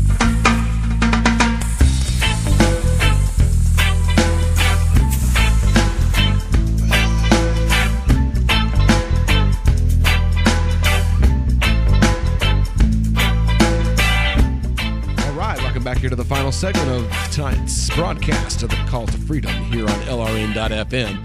It is our cannabis news segment, as always. And has the... Wait. No, howdy. I'm from East Tennessee. You don't say howdy if you're a cowboy. You say howdy if you're from anywhere really in the South. And Texans got it from us because most Texans are from Tennessee anyway. Anyway, Alamo, you know. Yep. Anyway, it says here, Blumenauer says Congress will be better than ever on cannabis. That's not hard. Right. The top cannabis ally in Congress sounded downright giddy on Wednesday as he discussed what the midterm election results could mean for cannabis reform at the federal level. It was a big night, U.S. Representative Earl Blumenauer said Wednesday on a conference call with reporters. 3 states approved, Utah, Missouri, and Michigan, with adult use, continuing the string that started in 2016. When voters in 7 states legalized some form of cannabis. The results don't just mean action at the state level either. Blumenauer said, "I wish they would put quotation marks in around quotes. You know, that would be really easy to know when they end. It could bode well for reform nationwide. Last month, the Oregon Democrat released a step-by-step blueprint to legalize marijuana, aimed at ending federal cannabis prohibition, and he said Tuesday's results bode well for pushing that plan forward. The incoming class in Congress will be better than ever," he said. "I think that we will continue to see more bipartisan progress." Not only did Democrats take control of the House on Tuesday's election, voters booted a handful of outspoken cannabis opponents, including U.S. Representative Bob Goodlatte, a Republican from Virginia who chairs the House Judiciary Commission, and Pete Sessions, a U.S. representative from Texas, who Blumenauer described and regarded as advocates as the number one enemy of cannabis progress in Congress. So the 2 biggest enemies of progress are now back in their civilian jobs, thank goodness. Mere minutes after the press call into D.C. said goodbye to another outspoken cannabis opponent, U.S. Attorney General Jeff Sessions, who the Democrats immediately protested the fact that he was gotten rid of. "We want you to get rid of Jeff Sessions." Okay. Not like that. Not like that. Jeff Sessions is one of the worst attorney generals we've ever had, Blumenauer told Leafly in a statement. Time and time again, he attempted to impose his own views, which did not match the majority of the American people when it came to reforming our outdated marijuana laws. "I look forward to working with our new majority in the House to finally end the federal government's policy of prohibition, which continues to ruin lives and disproportionately the lives of people of color." On the call with reporters, Blumenauer pledged to take advantage of the moment. "My commitment is to move as quickly as possible on some of these initial steps to educate the public and members of Congress. As part of the blueprint he released last month, Blumenauer hopes to convene relevant lawmakers and hammer out provisions to be included in an eventual House bill. While he said he's not sure what specific provisions might make the cut, he suggested that pretty much progress would beat the status quo. There are half a dozen proposals right now that are light years ahead of where we are on issues such as cannabis research, access to cannabis by veterans, and banking for legal cannabis industries. I think we'll be able to hammer out an approach." On the lack of banking and other financial services, Blumenauer was blunt, calling the status quo outrageous. "It's a stupid policy if you care about money laundering, if you care about theft, if you care about tax evasion. It's simply not fair. It doesn't make sense. In fact, it's dangerous." Despite being relatively progressive Democrat, Blumenauer has historically reached across the aisle on cannabis reform measures, such as with the Rohrabacher-Blumenauer Amendment, which prevented the Justice Department from prosecuting state legal medical cannabis. One of the things that I've continued that I've been committed to from the very beginning is to meet with my colleagues, listen to them, he said, noting the Republican reps Cory Gardner and Dave Joyce of Colorado and Ohio have been strong supporters. Gardner has been outspoken in his leadership, Blumenauer said, while Joyce, I think, will be one of our co-chairs of our Cannabis Caucus, a group of congressional representatives committed to reforming the country's cannabis laws. Because of his commitment to bipartisanship and the legislative process, Blumenauer urged advocates to be realistic. I'll make a prediction now, a stunning prediction, he said. What ultimately emerges from will not be perfect legislation. It will instead be a starting point, he explained, a foundation for further progress. See, that scares me. Yeah, because what's going to happen is they'll pass some really watered-down baby bill, and then they'll say they're done. It'll be like California. California passed medical cannabis in the 90s. It'll be 20 years before we get any further progress. Yeah. It was 20 years before they finally went recreational. Other states had been recreational for multiple states had been recreationally legal for years. Yeah. And California is still like, we're medically legal. We blazed the trail for everyone else, so now we're just gonna sit here. And, I'm not sure what they blazed, but it wasn't a trail. Right. Well, and now cannabis taxation in California is so out of control that people are the black market's coming back. Not only is the black market, people are smoking are buying black market grade marijuana now from dispensaries. They're buying mids. I mean, they're buying the stuff that you buy in the hood. You know, not good medical grade marijuana.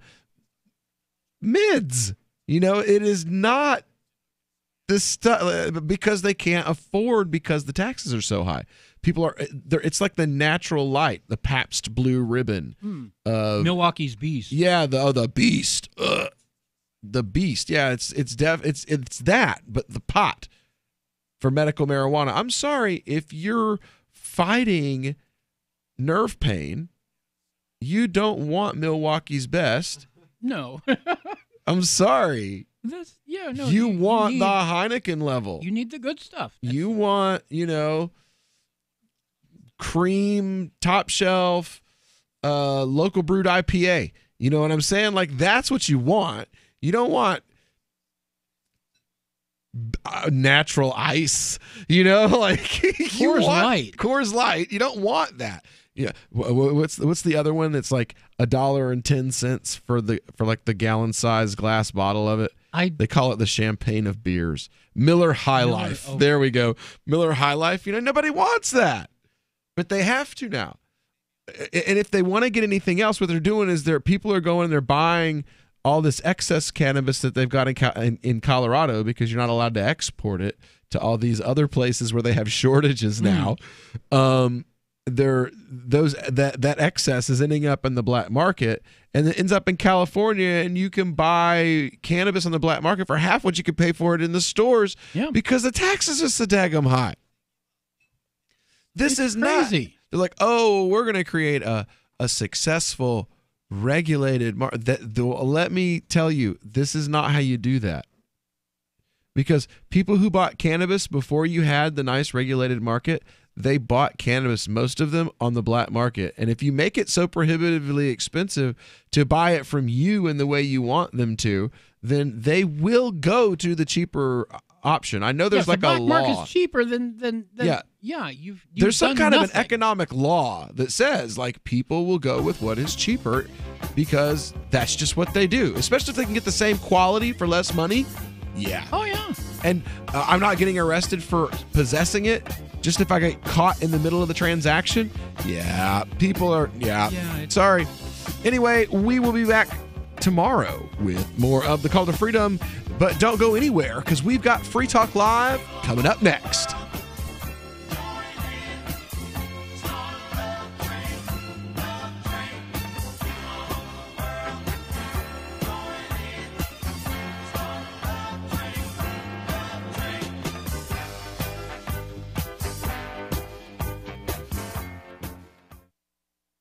We have some good news. The indictments against Ross Ulbricht in the District of Maryland were dismissed with prejudice, meaning they can never be refiled. This is especially good because those indictments contain the only charge ever made that Ross engaged in murder for hire. This was a serious allegation that Ross Ulbricht denies. It was never prosecuted or ruled on by a jury, but was trumpeted by the federal government and the media as if it were proven fact. The Maryland court held these indictments for almost 5 years, poisoning Ross's case and leaving him under a cloud of unproven allegations.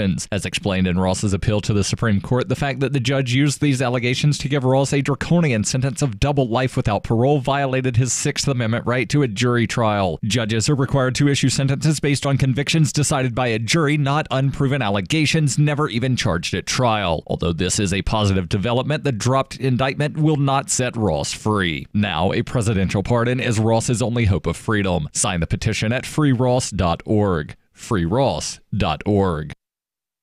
Did you know we've taken our LRN.FM telephone listen line to a new level with the LRN.FM audio on demand line? Now you can call 712-770-8447 anytime and listen to LRN.FM's live feed. And you can listen to a bunch of our original shows on demand. Long distance fees may apply. Just dial 712-770-8447 and choose from the menu. 712-770-8447.